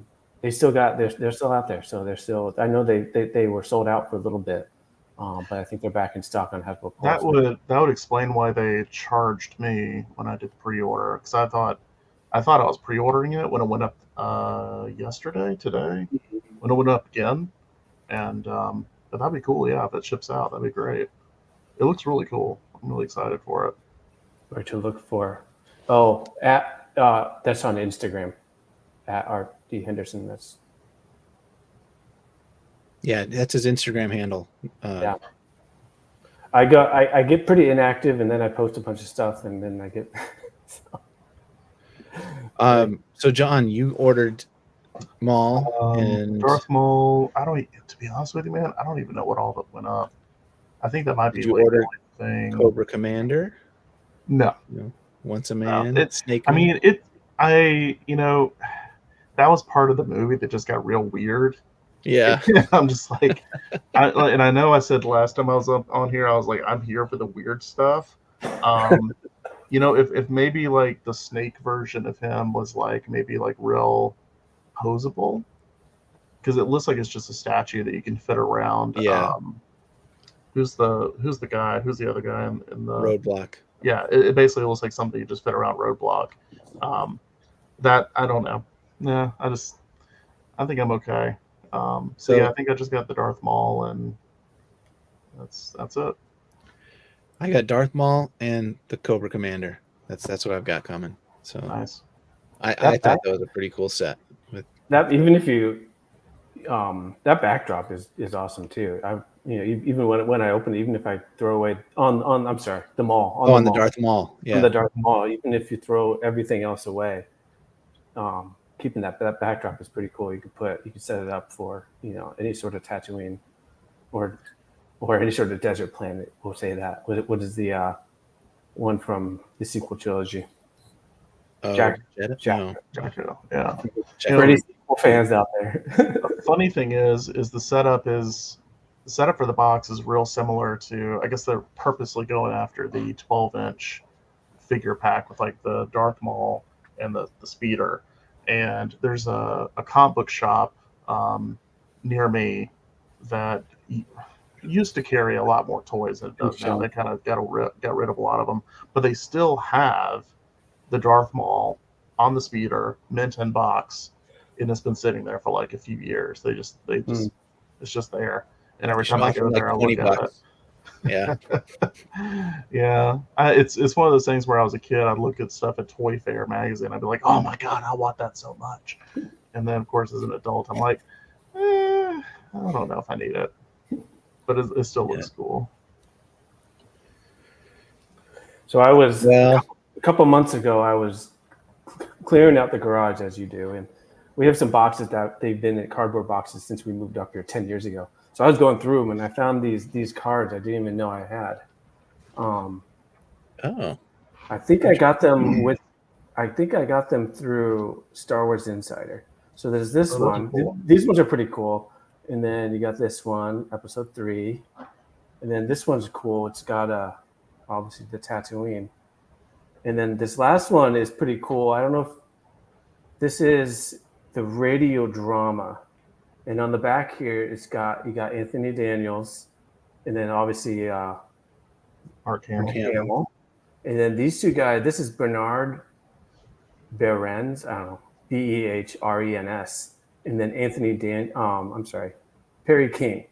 And Bernard voiced Obi-Wan Kenobi and Perry voiced Obi-Wan, Han Solo. I know, I thought it was cool. And I remember, I don't know if did you guys hear the radio drama that they did in the 70s? I did not, no. Yeah. Somebody gifted my brother it back in the day, like the CD version. And it's pretty cool. It has extra scenes that they filmed, like the Intashi station, and then when Luke is actually out with the binoculars looking up, and then they have scenes of Princess Leia, before when she gets the plans, and then Darth Vader, intercepts it and stuff like that. So there's like extra scenes and stuff. It's pretty neat. I think they did all 3. I know they at least did Empire Strikes Back as well, because John Lithgow voiced Yoda. Really? Yeah, I love John Lithgow. It's a funny short. You might be able to find the video of him commenting about how he got the job. I forget who he was talking to, but whoever produced the radio drama, they were trying to find somebody to replace Frank Oz or get Frank Oz to do it. And John Lithgow did a little voice, did a little impersonation. And they were like, "You want to do it?" And he did it. So it was, which I love about John Lithgow too. So, but you guys got any thoughts on HasLab? X-Wing's asking our opinions. HasLab. Are we talking about the Star Wars one or the? Let's assume Star Wars. Well, the one that's going on now, the G.I. Joe. I don't like G.I. Joe, so yeah. But yeah, let's talk Star Wars. What'd you get? Cantina. The last one. The Cantina was great, but I passed just because of space. We chatted about it, but the space it would take up, I'd rather get a Legacy Falcon or something than the Cantina and stuff. It was a hard decision, but I passed on it. But yeah, I hope I'm thinking next year they'll do a Black Series, and of course, a Jedi Starfighter would be great. An AT-ST would be good. I just don't know how steady it would be. Hopefully, they could figure out to keep it, because my 3 3/4 inch scale AT-STs, they fall over all the time. The 3 3/4 one is pretty bad. Do you know Nathan Kozuk? Yes, I do. Yeah, So, David does. I think so. So he's another maker, 3D printer guy, and he worked with a guy to design a Black Series scale ATSD, and it's about 3 feet tall. Yeah, Have you seen it, David? The pictures of I it? have. I've seen his videos, and I've He did talked to that. another guy who bought one from Nathan and Yeah, talked to him and about it. it stands up. Surprisingly, it stands up. So Yeah, well, they had nuts and bolts hardware in the joint Yeah. of the legs. That you Yeah. could actually tighten down stuff. Mhm. To I friction would, and I everything. would love an X-wing. I don't care how big it is. It's X-wings are bigger than you would think they would be. I know. Yeah, but So John's a 3 3/4 Oh, collector. John- No Black Series. Oh, I'm mainly Black Series, but I collect a lot. I mostly like 3 3/4. What draws me back is the ships, obviously, because we're never going to get a Millennium Falcon in Black Series, But No. the world it'd be building, 9 feet the world long. building. I have the whole Jabba's palace that supposedly they're hopefully my Jabba's palace will come in soon. I don't know what's going on with you two, X-Wing and John. Your short jokes are on fire tonight. So Wow. This is. I thought we were just roasting each other, not making a bonfire. To kind of get back to the question you're asking, I didn't get the cantina. I kind of was interested in the 4-armed alien figure. I thought that was pretty cool looking. yeah, The Greedo I was kind of interested in. I could care less about the Tanaka sisters. I don't. They're not aliens or humans, so I'm not really interested. I'm sorry. It looked okay, honestly. To me, the diorama is very gappy. It looks great from like certain points of view, but it is an overall like piece. I like to have something that looks like it's a solid thing. So like, I mean, I did a canteen. I did a whole canteen, the whole damn building, and when you take the pieces off, it's all, there's no gaps. It's all solid blocks. So that would be, if they were going to make it, that would be, if they did something like that where it looked good from all angles and they treated it like a real building, then I think I'd be a little bit more into it. Do you think if they had the floor, it would so it was all kind of more connected, it would have been a little better? I mean, if it was something that I could like, I mean, they already did that, but if it was something you could like take apart and like still have the floor, I think that would be interesting.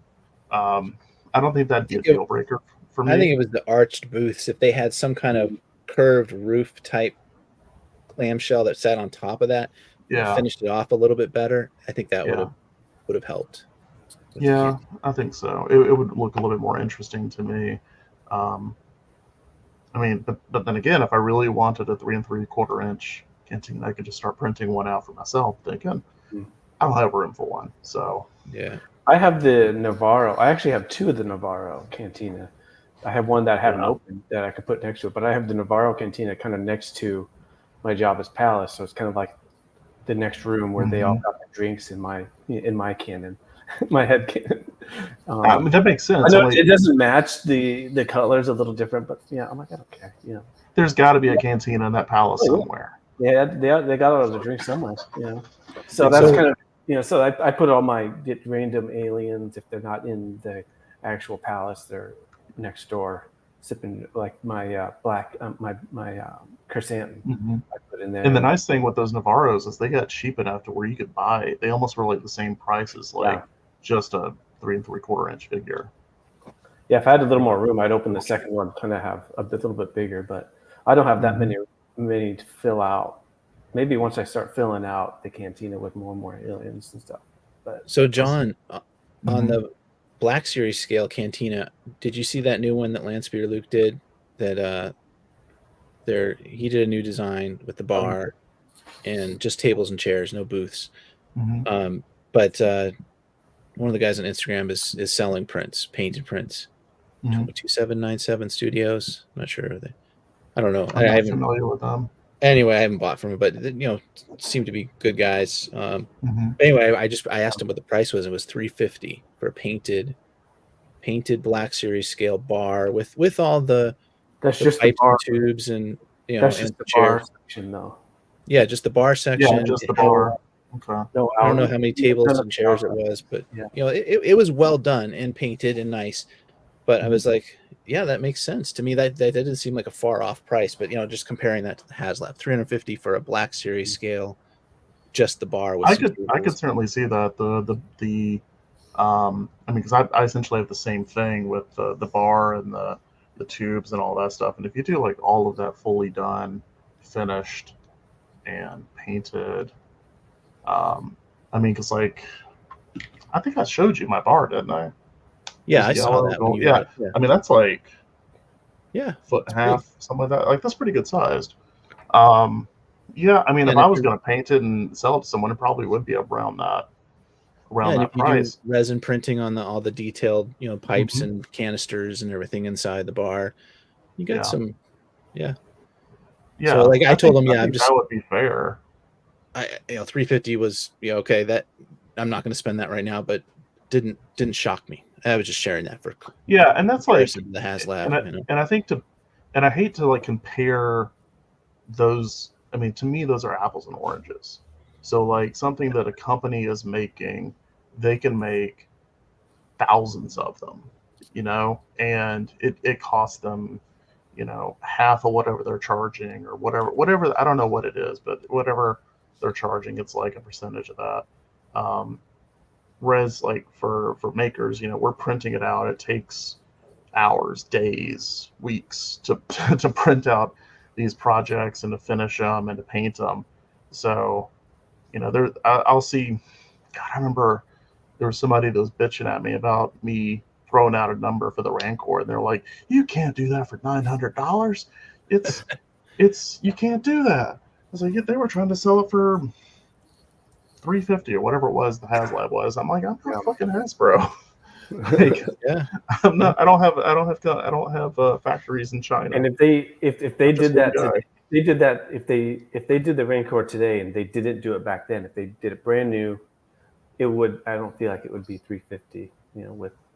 Maybe not. Yeah, I think it'd be closer to $4 or even higher. But there was one comment about who was it? X-Wing about Dash Rendar. I think he's coming soon because they pipelined Prince Shuzor. So it makes sense. It makes sense if they were doing Shuzor. It would make sense if they did, the hero, and the villain in that. I'd be excited for a Shuzor. Shuzor. He was always one of my favorite designs of the alien. Oh, what's funny is he's the main bad guy of that book and everything, but the game. Like you don't fight him, he doesn't. I don't know if he's even in any cutscenes or anything. I don't remember. Over 20 years since I played the game. I never played it actually. Man, 30 years for me. God, that was in the 90s, I think. That wasn't that long ago. That was only 20 years ago. No, probably more like 30. But I wouldn't be surprised because he's, as far as EU Legends characters, him and Kyle Katarn is kind of the top two characters that people throw out, and they seem to be trying to. Hasbro seems to be, trying to keep it in the ear to the ground and doing. Just look at all the prequel stuff they're doing this year. If they could find a way to bring Kyle Katarn and. Well, they kind of sort of brought Shizor into canon because the Faline showed up. Yeah, they showed up in one of the shows. Yeah. It's a Clone Wars episode that I think they appeared in. One of those. Clone Wars or Rebels. One of those two. Maybe Bad Batch. I want to say maybe Bad Batch. Bad Batch. So I remember seeing them. I was like, oh my god. Those all three shows kind of meld together now. So the Outrider ship as a HasLab, that would be cool. I think that would probably sell. Yeah. As a 3 3/4 inch. Yeah, that would make Yeah. more sense. Actually, I kind of would want them to make it bigger than like the 3 3/4 inch one was, because that one was way too small. Yeah, well, I But mean, that would be yeah, interesting. a more is that? realistic scale. Yeah. Yeah, yeah, Yeah. that'd be cool. I don't think Disney cares enough. Yeah, but Disney doesn't care, but Hasbro knows what sells. Yeah, I feel like Hasbro. Mhm. I don't think Disney will put any money into it, but Hasbro, and the people at Hasbro know Well, they're I mean, who they're selling to, which is Lucasfilm knows they have a huge well of characters to pull stuff from. So it would behoove them, because they know pulling out characters that, us in our mid to late 30s and 40s and whatever, we love, like Thrawn. That was a huge bit of news when he got brought in. So like, why not bring in other characters? So if they could bring, even if it's just in the comics, like bring in Kyle Katarn and G-Shore and all these other other characters that could somehow work their way in, I would be up for it. 100%. Like they know that it would bring up some level of like interest. Mm-hmm. You guys are free to join us if you want. Go ahead. Come on in and chat. So I did get a couple of things if I can show them off. Yeah. Show us your pickups, John. So I got this guy finally. Oh, cool. He's pretty awesome. Oh yeah. I got that a while so back. I'm actually really, I don't know. They've been doing a wonderful job with these robots, these droids lately. Mm-hmm. Wait, which release is that? Is that the single release? The newest one? Yeah. Okay. I was not buying I'm not spending extra money for that other one they did.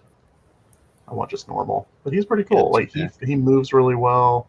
I like the little panels that come off. So he's balanced great. I thought he would be a little more top heavy. Yeah, mine's a little. He doesn't fall over quite as bad as I expected. My knee's a little loose. This one is something I've been searching for a while. I don't consider myself someone that collects Power Rangers, but there's a certain place in my heart for certain Power Rangers figures. So this guy, never could ever find him in a store. As a figure, that just looks cool too. Yeah, I know, right? I've always loved Lord Zed. He was a really cool character. Just bizarre guy. So I really enjoyed him. So what did you ordered him? You say online because you just never saw him? Nope. Yeah. Actually, it was my birthday this past week, so we went down to actually that comic book shop you and I went to. So we went down there, and there he was, just kind of sitting on a shelf. So happy birthday! Yeah, thank you. I'm undeniably in my late 30s now. And then, of course, hi, John. This guy's been around for a while. What's going on? On that note, John, I turned 40 on Sunday, so oh my god, I feel officially old. Oh my god, man! All right, so may I ask all your ages? Because I'm gonna guess I'm the oldest one on the thing here. I am 46. 38. Wow. 40. I'm 50. How old are you? 53. John? 53. Yeah, you got a few years on me. I'm still 39 for a couple more Black Series of the year. Now we got two Johns. All right, we got a problem now. Who do we got to refer to? I got this at that same comic book shop. So Let me make it big here. Wait, what am I looking at? This is the Build-A-Figure Armadillo head. Yeah. Nothing really special, but I got it for $5 at the. They had a bucket of Build-A-Figure parts I just dug through. And you just needed the head? I just needed the head. That was it. Perfect. Yeah, I was real happy about that. They also had the Zabu, the saber-tooth tiger from one of the newer waves. I asked them how much that was. They wanted over $100 for that damn Zabu. Wow. It's almost I could just go buy the whole wave. Why would I? That seems insane. Crazy. I know. Yeah, Now, Nick, how- if you want to join us, come on down, Nick, if you're available. Now, how did you guys start collecting? I was born. Yeah, I hear you there. I got another blue Mando. Another Blue Mando, yeah. I haven't Come on, picked that just one up give yet. me. Is that give the me Target some- one? Yeah. I know. Well, what's funny is with this one, I was like him and hawing about getting her, and then I got a notification it was shipped. I was like, oh, I pre-ordered. I forgot I pre-ordered it. Well, see, I look at her and I'm like, that's just Casca. I look at her, I'm like, that is just Casca. Well, it's bow, But It's a different shade of blue, a little bit. You can see in there. If you can see in there, it's a bow head in there. Yeah. But it's it's a darker, richer blue, and so. Did any of you guys get this one yet? I have not. I saw him at Target, but I didn't grab one yet. Fun fact: the warhead comes off. Oh, okay. What is that? The backpack warhead, the rocket. Yeah, the tip of the rocket. Yeah. See, So I'm if 6-inch, just totally against it. I don't know why. I'm old school because I'm old. hey man, you know what? I am bi-curious. Yeah. So, John, I've been getting. Well, I mess around with the small figures after messing around with like 6-inch, and I'm like, they're so tight. Like the lightsaber, it's like, yeah, everything falls out. I have a very I'm so used to 6-inch figures, but I have cases. I make little mini dioramas. But I got Biker Scouts, Emperor and Royal Guards, Ahsoka and Rex. I think that's it. Well, I do. Hey, Nick. There's Nick. You got a full house now. Well, when I do make dioramas, I do have some dioramas. When I do make them for 6-inch, the figures do space gets eliminated pretty fast. Yeah. I mean, I 3 3/4 inch would that's what I love. And I open everything, don't I? Yeah, you do, but you can expand a little bit, John, too. Your horizons. Open everything. John's gonna guys. You guys are about to hear something amazing. John confided to me he might have been drunk. You can tell everyone if I'm telling the truth, John. That he's gonna start collecting carded 40th anniversary. I did not Black say that. Series and TVC and Kenner and Retro Hasbro card back. You know what? Retro, I don't. All right, so because I'm old, when you started out, that's all you got was retro. But people say, why would you go back? Why that's like I hate it. Absolutely hate it. It's nostalgia. I nope. The new figures are better figures than retro figures. Why would you collect retro? Can't hate it. I don't disagree. And but they are fun to pick up when they're $2 a piece at Walmart. I have a lot of vintage stuff. I have in a box I got a Star Wars room, and in the loft is my vintage stuff because it's inadequate to what they have now. You know what? You're never gonna get this many points of articulation on a pit droid that is 3 3/4 inch. This thing is insane. He is so much fun to mess with. I really want those pit droids, but I already have an R5 and I have 3 the BD units. I'm like, dude. wish I held off on the R5. Units? I know, yeah. I'm like, that's just. But yeah, I don't really need an R5, so I'm hoping they come down in prices a little bit to justify it. I'm sure they will. I mean, it's Target. They're still like at my local Target. As soon as I buy these, Target's gonna. As soon as I bought these, I'm sure Target was like, "Oh, well, John's done.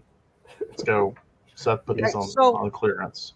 Like I'm a big 3 3/4 fan. I think they're what $16 now. What's Black Series? 17, 18. Black Series is 25. 24, yeah, 24, 25, yeah, 24. Unless it's a Boba Fett, then it's 30. Yeah. This guy was $30 at Target. Well, you're in Alaska. You're an Alaska man. But they stopped price matching their app. 30 Canadian. Yeah. So I went to price match it, and they stopped, and I would have had to buy it online and mobile order it, and I was like, I'm not doing that. Just give me the figure.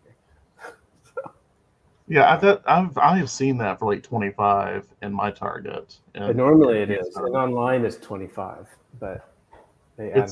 My Target, they gouge it just because it's. I guess, yeah. That's So ridiculous. when the Black Series was announced, am I wrong? Because I do remember this like vividly, and I might be wrong. If we do the Black Series, we're gonna do the 3 3/4 series and the same thing, and that never happened. Never happened. Yeah, they did it a little bit. Hold on. Yeah, they kind of they had a few figures that were. They had a few 3 3/4 inch Black Series. I don't know. It was just kind of a marketing. They had a whole bunch of stuff. That's why they have tons of stuff. Yeah. Yeah. So these essentially, the new line. these essentially, yeah, these essentially were TVC 1.0 or Legacy Collection figures, and then they put it all under the Black. That's a nice figure. That's a very nice figure. Yeah, but they did them in TVC originally, and then I guess TVC went away when Black Series came out for a little while. Yeah. Exactly. So the Black Series Mini at 3 3/4 inch was basically just TVC. How long was there? This is a good one. I haven't opened mine up yet. I got him, but I have years, about 2 or 3 years, I think. And then they brought it back, and then they discontinued the Black Series 3 3/4 inch. I'm not sure why. I got a book. You know, it's right over here. Hang on. It's actually a TVC book. Oh, nice. These boxes are weird. Oh yeah, I've been meaning to pick that one up somewhere. So it actually talks about it. This is like the stupidest, nerdiest thing ever, but it's a cool book. No, it's cool. I'm totally in. It's all good. I love all those books, and especially when the sequel trilogy came out. I loved all the. You say what you want about the sequel trilogy. I love the artist books of the. I love those. I mean, some of their ideas were better than what they brought to the screen. You know, if you look at like they're thinking about with like because there is and all that stuff. And one of the books I have for The Force Awakens, there's concept art for a Jedi temple, and I want to do that diorama so bad. It's right, which is fine. Yeah, some of the Jedi. So yes, I just love it. Oh, beautiful! Look at that book.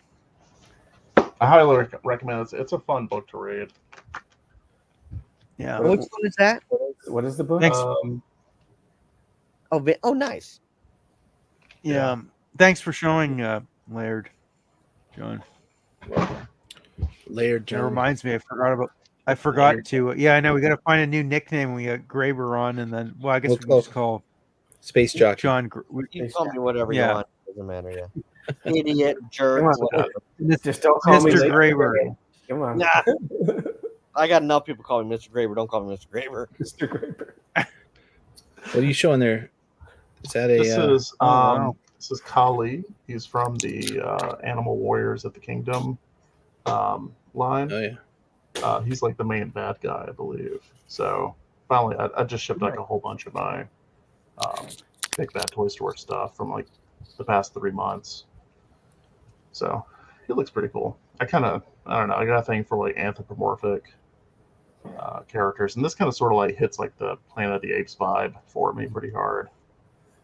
Have you looked into what is it? The space one. They did Cosmic a run. Legions? The Cosmic Legions. Yeah. Have you looked at those? Oh God, yeah. You just got John excited.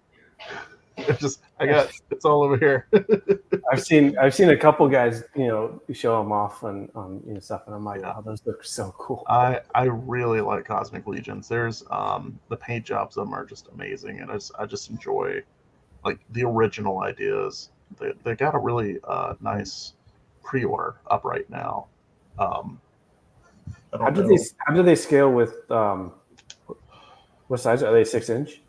They're big. Let me.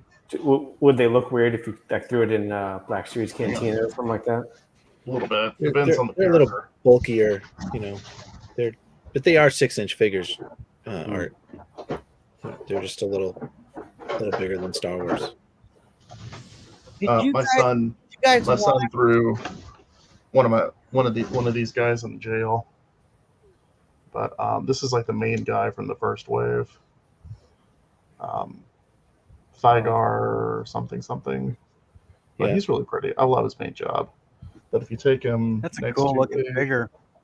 They're more like he is really neat. If you take him next to like just a regular Black Series, they're big. Yeah, they're the Okay, size. you're right.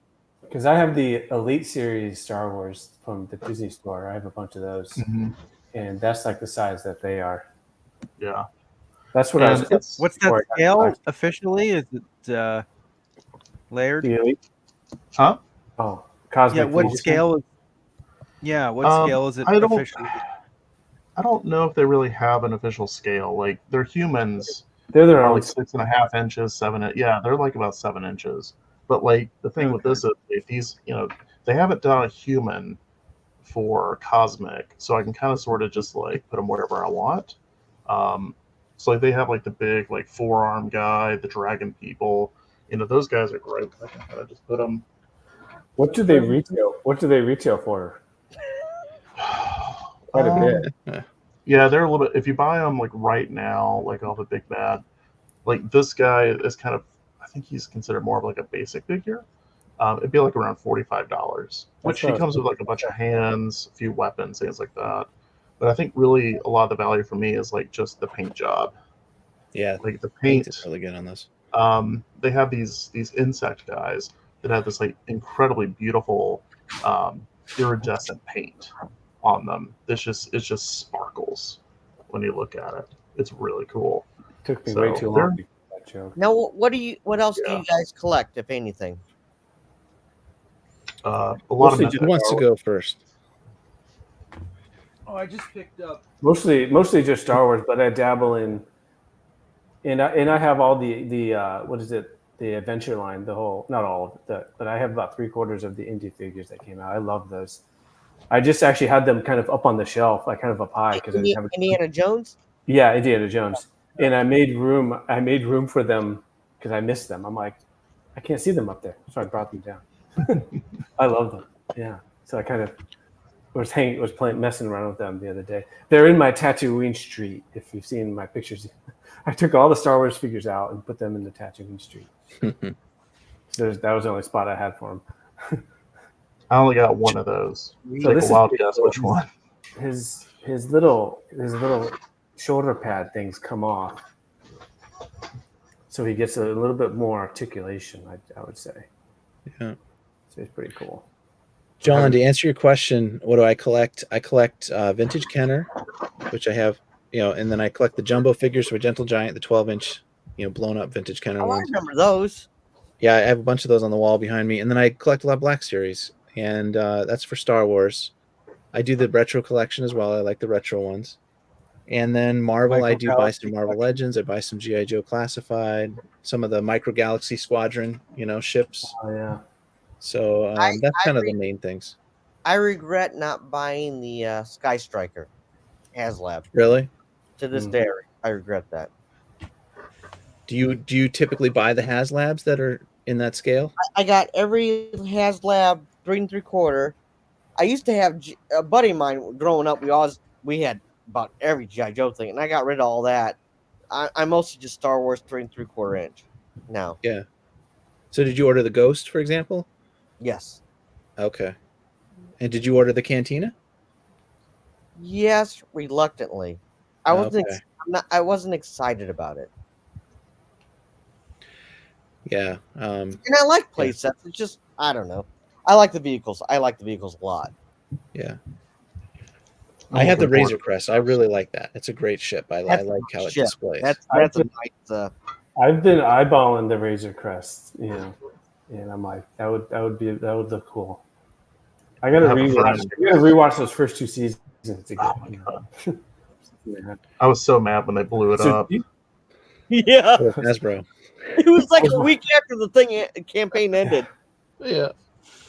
I forget what reaction channel I was watching when during that episode they react to all the episodes, and they were just like, one of the guys was like, "Oh, but my Razor Crest!" It's he was lamenting. He was like, Though to be fair, the katana blew up within like 12 minutes of us seeing it. Yeah. So, but I always kind of wish that he got another Razor Crest type ship. I really like that Razor Crest. Yeah, I like the M1 Starfighter. It is cool. I like that a lot. It is a nice ship. But I want him to have something like he needs something that he can park it in. He can live on. You know, he needs something. Yeah. Like, man. Yeah. That's what I thought they were going to do. They were going to introduce. He was going to get something else on top of that, so he can, park his Starfighter, right? Which would be cool, but because it's kind of hard to bounty hunt. Where are you going to put the bounty when you? I guess the bounty hunting days is over. Yeah, you just kind of.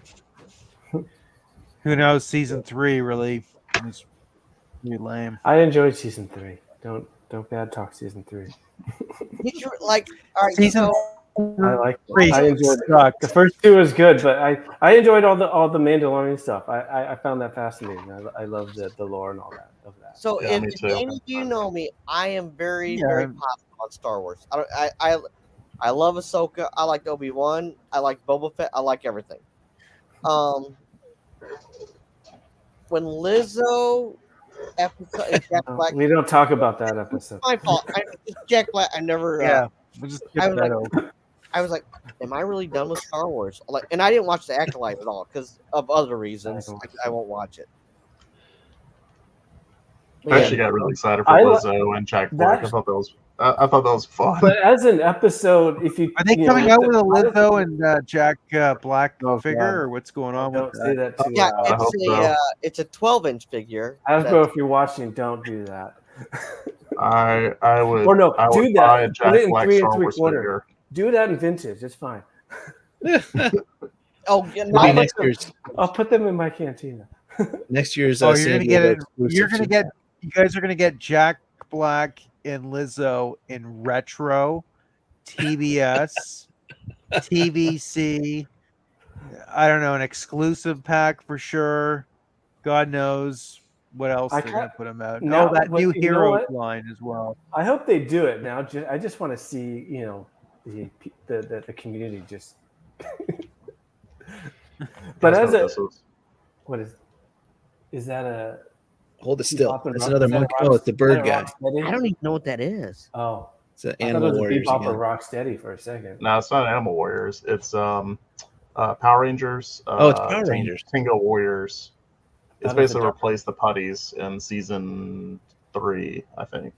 I thought it was the Dark Crystal. Or season 2. It does look like Dark Crystal, yeah. I love Dark Crystal. I love Dark Crystal. Yeah. To me, my Laird, what do you not collect? Like, do you get G.I. Joe? I mean, obviously you got. That's what he enjoys. I have a bucket of G.I. Joe right here. Yeah. Oh wow! Wait! Put that back up. My son and I were playing with these earlier today. Oh wow!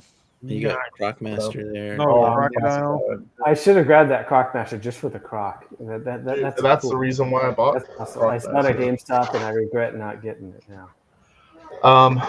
Maybe one day I'll see it. I try to focus, although it's hard. But I get Star Wars, obviously, is kind of like the focus. But when a cool G.I. Joe character comes out, I'm like, okay, that's kind of cool. I'll see, I'll grab that if I like it. I've been kind of checking these out. These are Savage Crucibles. Really, really nice figures. Just fun to mess around with. I got this. This is the Imperial Sentry, I think. This was like their Kickstarter exclusive. And so then they came out with like a head and weapon pack, and so it's like swapped out the head and put on this other one that came in the pack. But they're super posable. The paint and detail is really nice. I really like these. This one right here is kind of, I mean, it looks black, but it's like this really deep plum color that I just kind of really enjoy. They're a lot of fun. Spectacular. How Yeah. expensive are they? What are they charging, John? Not that bad. They're in the range of like Mythic Legions, so like around like $30-$40. This guy, I think I kind of put some extra armor on him from the weapons pack, so he's like a little bit more decorated. He originally was just in a loincloth, and he had like a sword, and that was it. I think he was like $20, so he was really cool. He was a good deal. But I don't know, they're really neat. I like that line, that whole thing that they're doing. So yes, I'm kind of digging these Cosmic Legions. I'm trying to pull away from Mythic Legions, but they keep releasing cool stuff. So I think I've got. Just when you're out, they bring you back in, eh? I know. I'm sitting there staring at that pre-order for the new Cosmic Wave, and I'm just like, ugh, I think I need to. I don't know. I'm gonna see if I can hold off on that one, but they do look cool. I figured out how to do that, John. The solution is to have friends who collect them. Then you don't have to get them yourself. So what you're saying is, I'm the reason why, so I can show you stuff. Okay. Yes. There we go. I got you. That way, I got a buddy that has that. Yeah. TVC, I'll pick up stuff kind of here and there. A lot of it kind of is like stuff that like my son and my son is going to turn 5 soon, so he and I kind of like will play with things, and he likes to come up and like play with the castle back here that I made, and then the turbo laser tower over there. So he'll kind of come in and we'll mess around with stuff. What's the height of that turbo laser tower as far as like from the bottom to the top? Like 2 feet or something? About 2.5 feet. 2 feet. Yeah. So it's got some good size on it. I actually sold the Rancor, believe it or not. You sold yours? Oh wow. Yeah. Randy went and found a home. Who'd you sell it to? Someone with a big yard. Someone we know? I don't want to say his name without can't out him. I might butcher it, and I don't want to say his name if he doesn't want to be outed. But Okay. Anyway, super nice guy. I was surprised that he got it. Because he was asking about getting one, and you know, you've talked to me about this a lot, and I'm pretty like lukewarm on making them because they're just so complicated. So I gave him the number, and I said, "Look, I don't really even want to make it anymore. I don't even want to make one. I'll sell you the one I have." So I can't believe you sold Randy. Oh, he was just sitting here. You know, I didn't really have a good spot for him, and look at all that stuff. Someone else. He's got other cool stuff. I mean, I can always make another one, I guess. But But right about the time that I kind of needed to sell him to get some funds, and of course the hurricane hit. So it's not like a tree fell on your house or anything. It's not like a tree fell on my damn house or anything. So yeah, that kind of flooded. The guy at the bottom was super patient. Like once because I went on vacation and then came back to all that crap. So he was very, very kind and very patient. Well, that's cool. For me to get it. But hopefully he'll appreciate it and have it well displayed. I hope so. I packed that thing so tight. Try to make sure it wouldn't move or wouldn't budge or wouldn't break or anything, because I was so scared. Yeah. So I hope if you did it again, would you? How would you do it differently? Like, do you have like an idea if you were to make another Rancor? Yeah, I actually was printing another one just to see if I could. I was printing it out in filament instead of resin to try to save money, and just to see like quality wise what would be different. I think the joints work a little bit better in filament. That's all I got. I got a Dremel 3D whatever 4D. Well, I don't know what it is. Mm-hmm. I like it, but I wish I could create my own stuff instead of just buying files and printing them. I really do. But I don't have that. The digital sculpting, like to do it on the computer. Yeah. I would That's what love John to do does that. here. That Yeah. stuff like that. Just people. If I don't care who explains how TV works to me, I don't understand it. Let alone digital thing. An engine, I can take apart, put together, rebuild it. Not a problem. But stuff like that just boggles my mind.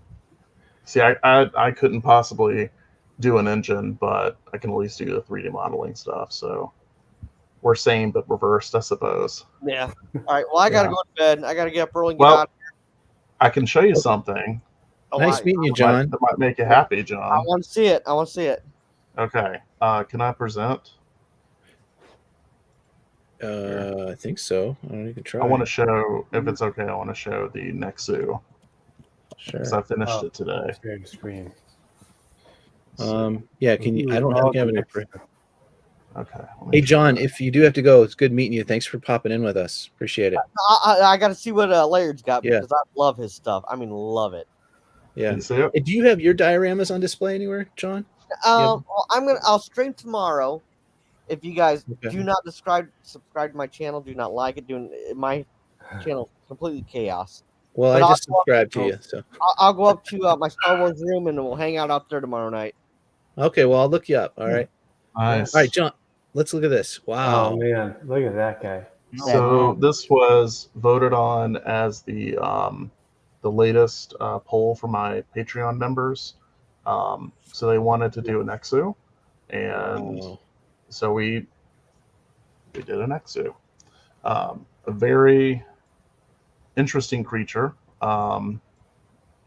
I'm more of a Reek fan myself, but I think this one came out pretty well. Have you ever done the Gnarlatch? I want the Gnarlatch so bad. Which one's the Which one's Gnarlatch? that one? It is the tiger-looking. It was in season 1 of the Clone Wars. It's a it was cat? a snow planet. Huh. I have to look that one up.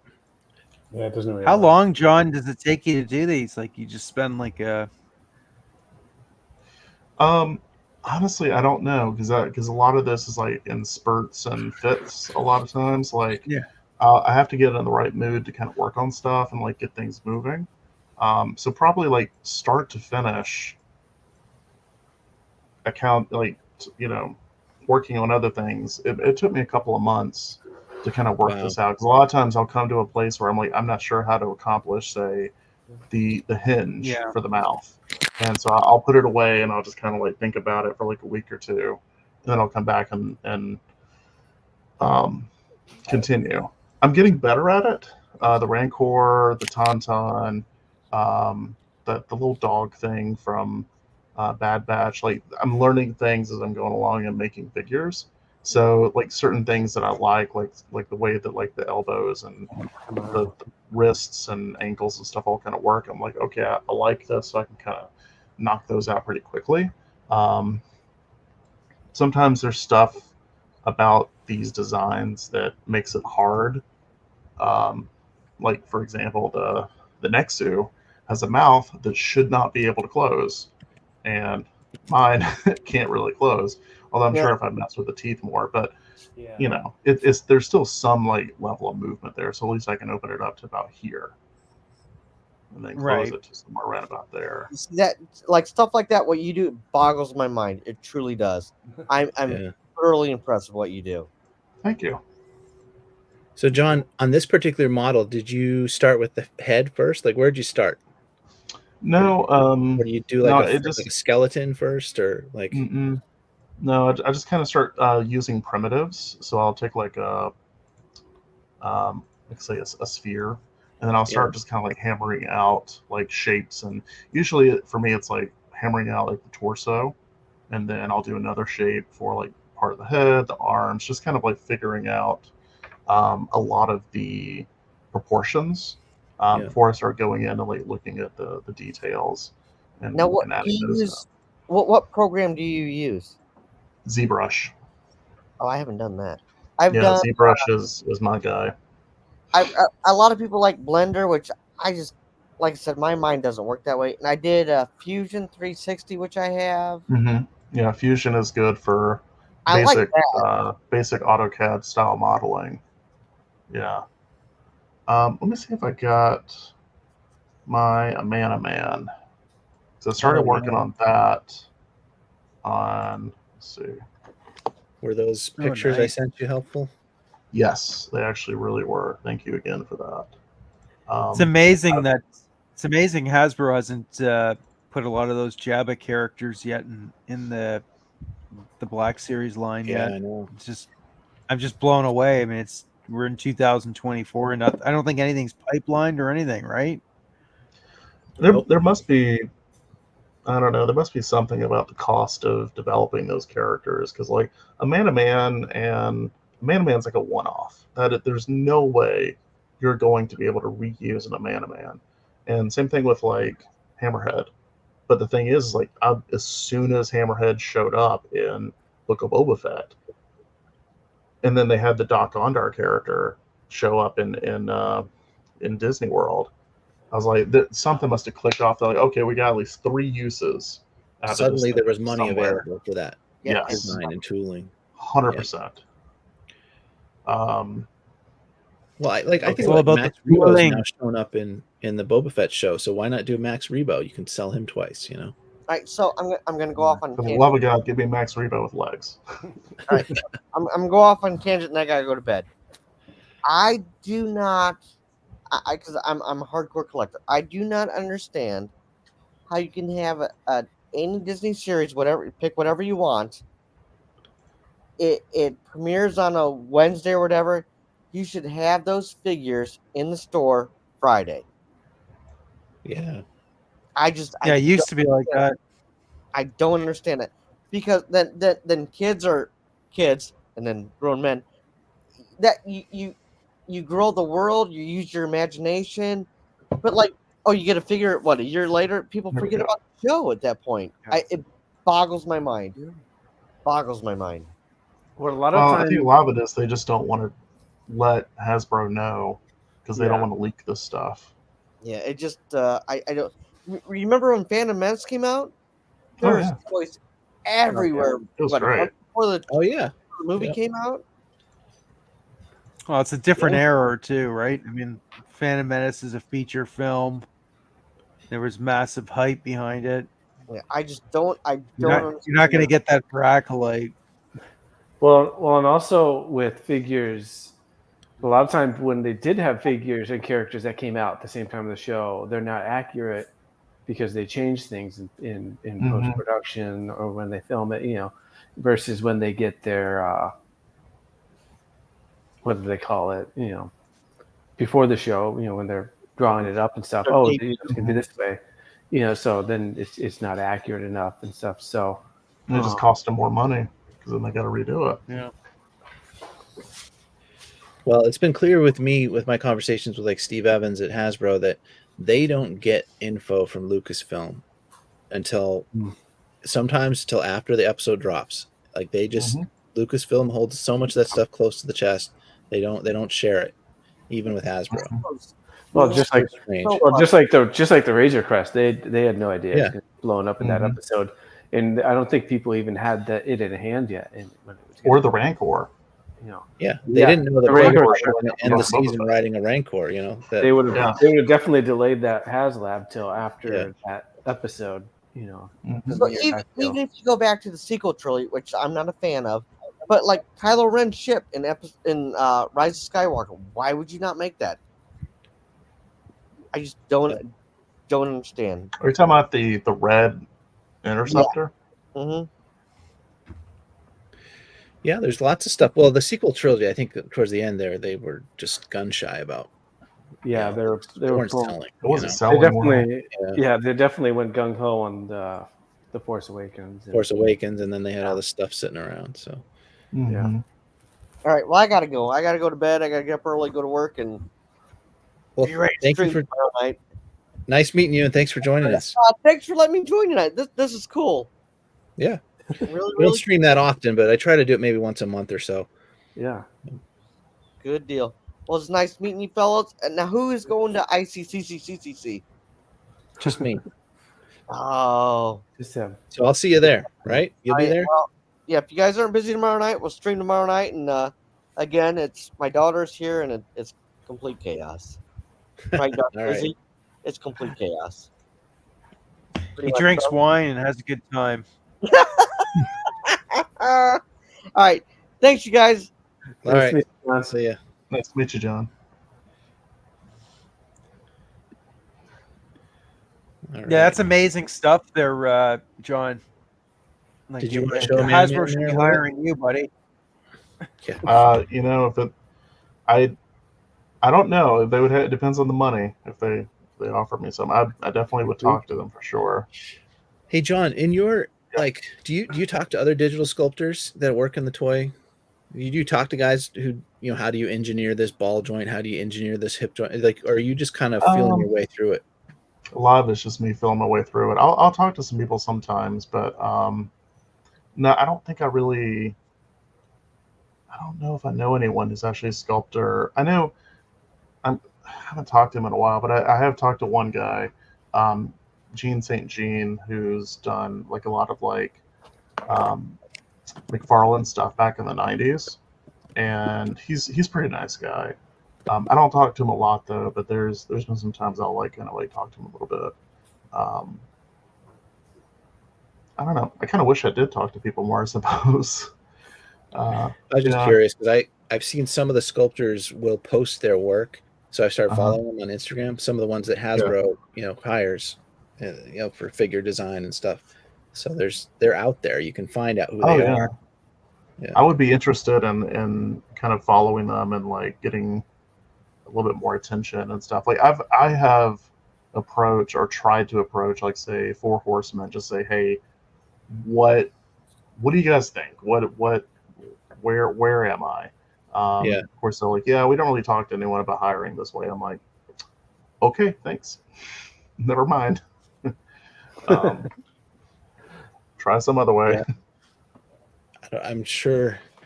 I get a sense that it's not that big of a group of people that do all this. There's maybe a small field of professionals that do a lot of the sculpting design work across different lines, different companies, different lines. They're all working freelance or whatever. Yeah.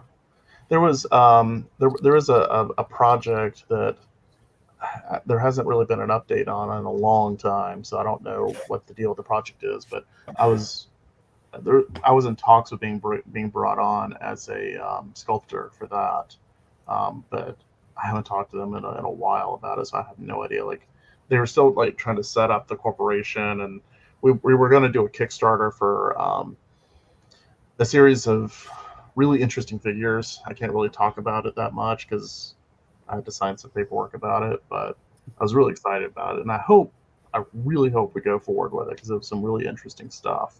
So how do they find you? Through your website, through your design? I'm friends with the guy that's setting it up and wanted to get this started. So he came to me and we talked about it, and him and I have been friends for a while. So nice. Yeah, he's a fun guy. Yeah. Well, maybe it'll pick up again. I hope so. I need to go back. Honestly, with the way this summer has worked out, probably it's for the best that we hadn't really done anything, because that on top of like everything else I've had to deal with, man, I don't know if I can handle it, but yeah, we'll see. But honestly, I kind of maybe just want to start making my own figures and just do my own thing and see how that works out. Oh, yeah. Just go completely independent and start making your own line? Yeah, I've got some. There's stuff that I kind of like would love to do. I kind of had an idea for like spacefaring anthropomorphized dinosaurs, but someone kind of sort of did that with like this retro style like Saurozoic figure line, but I wouldn't want to do like cartoony like that. I kind of want to do something. Cosmics is kind of like that too, with some of the reptilian stuff, Well, like cosmic styling and detail, but it's dinosaurized. Yeah. So something like that, I think would be maybe with some space babes in there or something like that. Some space babes and their dinos. Some insanely large-breasted dinosaur women, is what you're saying? I was thinking more on the human side of things. No. In space, no one can hear you scream. Oh gosh. And their little tiny T-Rex arms. I did. Yeah, the door just like slowly slides open. You see like this beautiful, scaly alien woman, and then all you see, you're like, oh, Captain Kirk is like going off in your head, and all of a sudden you just see this dinosaur monster head. You're like, oh god, no, please no. Oh man, our stream's going off the rails now. That's right. We got a couple people watching now. Yeah. Oh, well, You guys have anything else you wanted to talk about? Because I want to wrap it up soon too. I got to get to bed soon. So. Oh man, it's getting late even over here. No, you're not late there. It's like barely 6 o'clock over there. 6, 7, 7:15. I thought you guys were like six hours behind us. He's Somebody got 4 hours behind me. So. Oh man. It's you definitely have to keep us up on ICC. It sounds like a blast, but it's just pretty impressive. Huh? When you heard him talk about everything.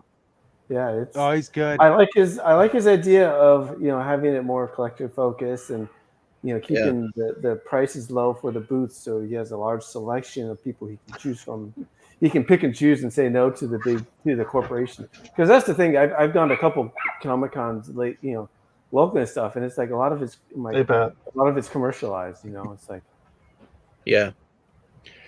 Well, I stumbled across the ICC stuff on YouTube, like I said, like 2 or 3 years ago and it just really caught my attention. I was like, this seems like pretty cool. mm-hmm. For him to say that he sold the whole hotel out, every single room in that hotel is guys like us. Yeah. And did you hear about the room sales? That's after hours. All the doors in the hallway open, and you just go in and out and buy and sell right down the hallway, every floor. Crazy. He came on. He came probably on, better for my wallet. I can't go.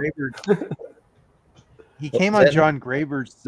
He came on John Graber's stream like a month ago, and I was on it. He likes watches too. That's why I was posting in the. I saw your comment. Yeah. I didn't. Yeah, so I don't know. Chatted with him there. Okay. Yeah, his collection room was amazing, but his internet Wi-Fi up there sucks, unfortunately. So you can't really. Yeah, you can barely make out anything. Wasn't that crazy? Him talking about the prices for the autographs too, saying like Harrison Ford is $1,800. I didn't know that. It's interesting hearing some of the back history and back behind the scenes of cons and all that kind of stuff. Which I never knew. I'm like, I don't know. Yeah, but all that ins and outs is very interesting. One thing I remember hearing years ago was talking about like certain people that go and do those autographs. They can either do, at least some of the cons I've heard of, they'll either charge like a higher number per autograph, or they will be paid like a set amount per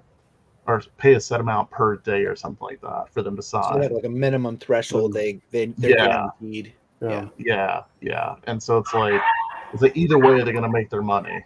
Yeah.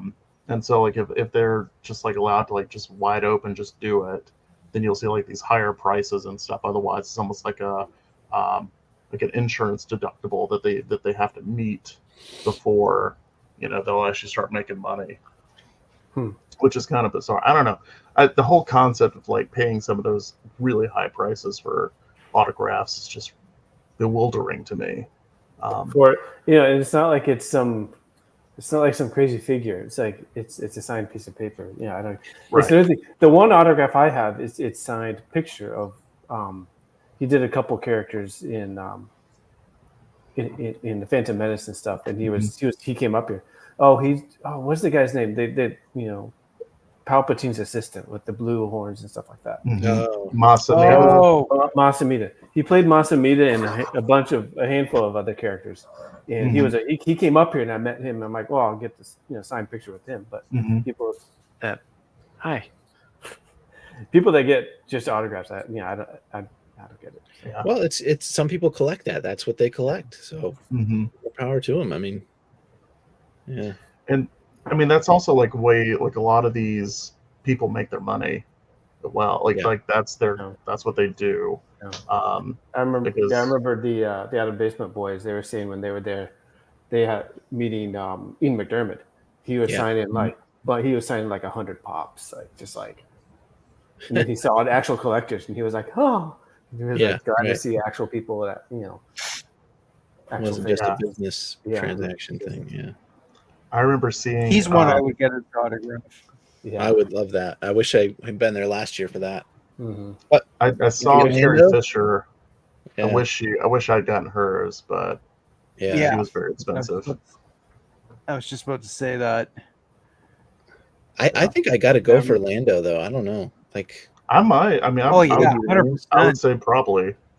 He's one of the core. You know. Would be probably one of your last chances to get it before he isn't able to get to conventions and stuff. He might be the last chance to get anyone that's like the main cast of those films, because like, let's be honest, Mark Hamill. I don't know if he's doing these anymore. Harrison Ford just doesn't want to, which rightfully so. The man's legitimately an amazing actor. So like, why would he? He doesn't need to. He doesn't need the money, So yeah. No. But like Ian McDermott he's not Harrison Ford levels by any means. Neither is Billy D. Williams. Yeah. So they're mostly known for their Star Wars roles. So I could see that working out like that. So 100%. But I don't know. It's like spending that much money for like a 1 minute interaction with a person that's a lot. I think what I'm going to do, Nick, is I'm going to bring a bunch of my jumbo card backs with me. So the big card suitcase in cardboard, because I can pop them all out of there, and I can have them. I could have them sign That'd be cool. that could be pretty easy to transport. I think. That would be neat. If I do, you could also swing by a Target and pick up every single Lando figure that's still on the peg. I would do that. I'm not even.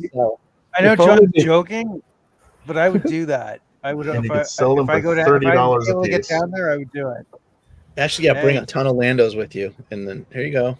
Get a ton of Landos, then return them, and then put them back on the pegs, and they might sell them. Yeah, did you favor? You might sell these now. Do all of you guys bought a Lando? Like, yeah. Did they just make so many of them, or what? I bought like 3 or 4. I think I've gotten the same Lando. The what is it? The Lando. General Lando. Right. I've gotten the same General Lando for probably three Christmases for Toys for Tots. I know they're still $25, but I'm like, it's I don't even write it off. I go. The funny thing is, it's a good figure. I hand it to the guys at the radio. The guys at the radio station, they do a big drive every year. So I go down, say hi to them, and throw them a toy. Is that for the Black Series or the TVC one you made? Oh, I go bigger, but go home. I go Black Series. Nice. Okay. No, yeah.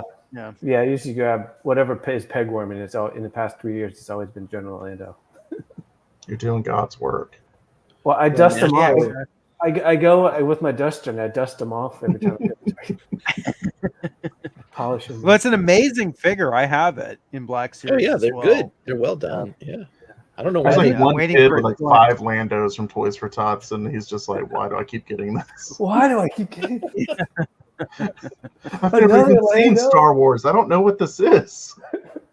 Yeah. Is this like actually, interestingly enough, a friend of mine came with his kids there, and I gave his son there one of my little Micro Galaxy TIE fighters there. I didn't know if he was that into Star Wars, but he was really happy with it. Started showing it to him, and so there I did. I spread Star Wars out there to a new generation. Nice. Yeah. Nice. I do find myself in Target or being like, what the hell? Why is this Jurassic Park goes over here? What the hell? Straightening everything up because especially after a busy weekend, it's all disheveled. Yeah, well, they don't do it. I don't think the employees there they have any you know. Well, my sister works for Target, and evidently I forget what they call it, but there's people that go around and are supposed to do that kind of thing. Oh, really? the planogram. Yeah. Yeah, they have a name for those people. Some Target I think is better than Sorry, others. guys. We're losing David. I'm fading. Fading. All right. Yeah. All Cheers. right. Well, nice chatting with you guys. But yeah, it was great talking to you guys again tonight. Yeah. And, so I thought it was ironic that he revealed the Gamorrean guard, and you just met him like a couple months ago. I was like, hey, and I didn't know what the reveal was till about 20 minutes before we started streaming. He didn't show me, so I was like, well, this is cool. I know this guy, so Yeah, that is cool. Yeah. Go out and get some action figures. Do it. Go out and get some action figures. Thank you, Nick. Get your Tiger Force Flint. Oh my god. Yes. No, don't get it. Is it a bad one? No, it's actually okay. I just don't like the Tiger Force gimmick paint. I got it for $5. Yeah, it's a weird paint job. $5 at one of those bin star places where it's like Amazon returns. Mm-hmm. Hey, It wasn't bad. I got the Duke today. The card. He looks cool. Was it the card? Duke? Yeah, he's kind of cool. That's- I like him. Oh, Nick, the that's retro one you card? like. Yeah, I picked that one up too. Mhm. Yeah. It's over Although on I'd my- like it if they didn't charge $5 extra for those. Yeah, everything's the card is nice and thick on those, though.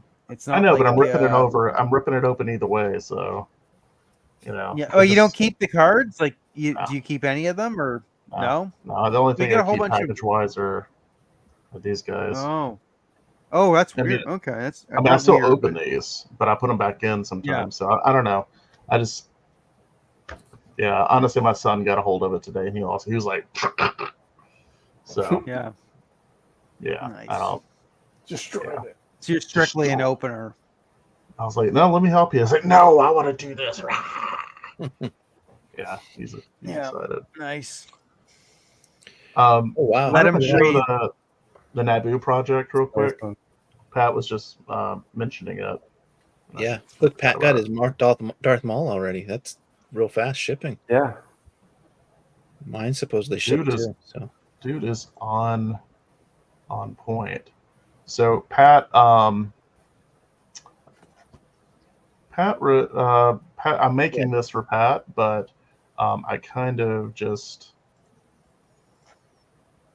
decided to rebuild the whole thing because it was a pre-existing project.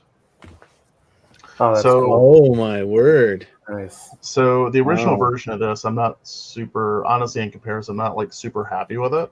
And so Pat kind of asked for me to like print out one for him. And so kind of looking at it, I was like, there's like a lot of details I missed and stuff. So I went back and added a bunch more details. And he really wanted like lighting channels and stuff like that, so he could like make it look really nice. So that's what we did. So are you almost done with this? You're still working on it? What? This is fully modeled, so it's ready to go. I just need to We get got around the to start 3-pack printing coming. it up. We got a 3-pack coming. Yeah, exactly right. That's gonna be cool, So, Pat. You have to share The some pictures. fun when you- thing is I now also made this compatible with my other feed generator room set as well. So if Pat, feels like spending more money, he could also get the feed generator room and then connect it on the other side Mhm. and have a little thing. And then this Yeah, also cool. will have expandable laser walls. So there's like little sections here. You can like just make more of these and just make as long of a laser wall as you want. Now, John, that's not accurate. There was Like 30 of them. there's only 2. Well, if you want a 7-foot long laser wall hallway, you can make one. It's a really weird space. I don't know if you guys like ever pay attention to the film, but that's kind of a dumb thing to say.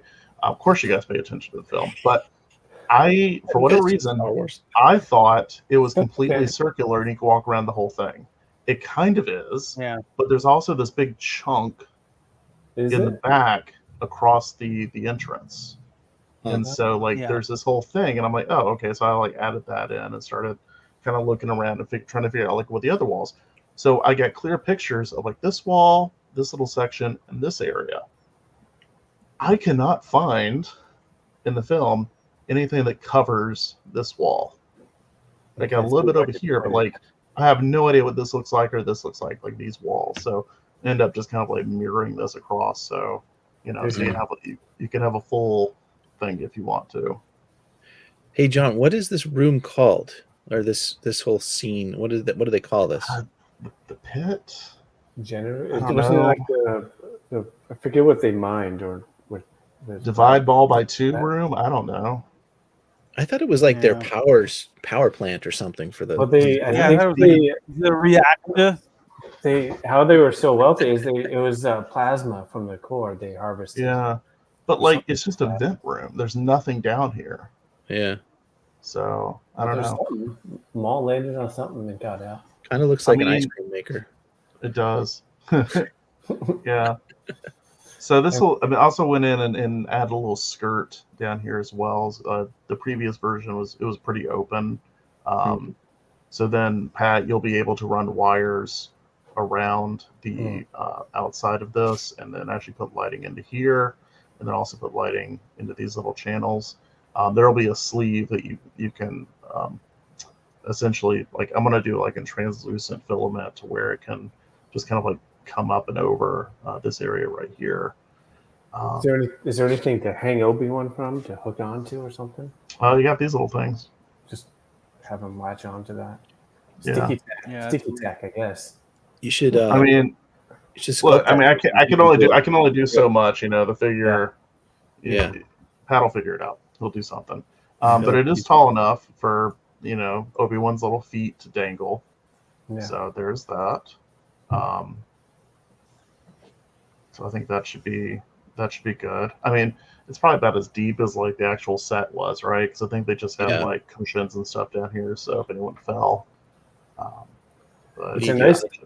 It's a nice. Use a magnet or something. Probably could. Yeah. It's nice that it's elevated because then you could still have regular Phantom Menace figures kind of in front, and you can still see the. And like this piece right here actually is separated from the floor. So I guess in theory, if someone wanted to like print this several times, they could elevate the whole thing by like a couple feet and have like a really long shaft that would go down. So that's a possibility too. So anyway, should be a fun set. I'm gonna get around to printing it. Hopefully I guess soon. a lot of the prequel babies are really gonna like this. Yeah. I mean, it definitely was the best part of the first movie. Like, oh yeah, this is the scene that everybody remembers. So, yeah.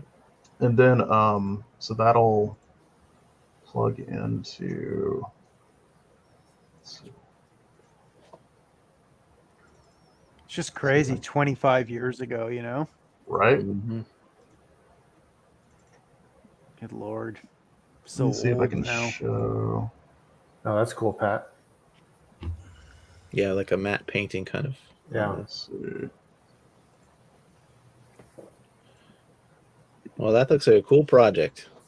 Yeah. Must be fun to get commissioned for something like that.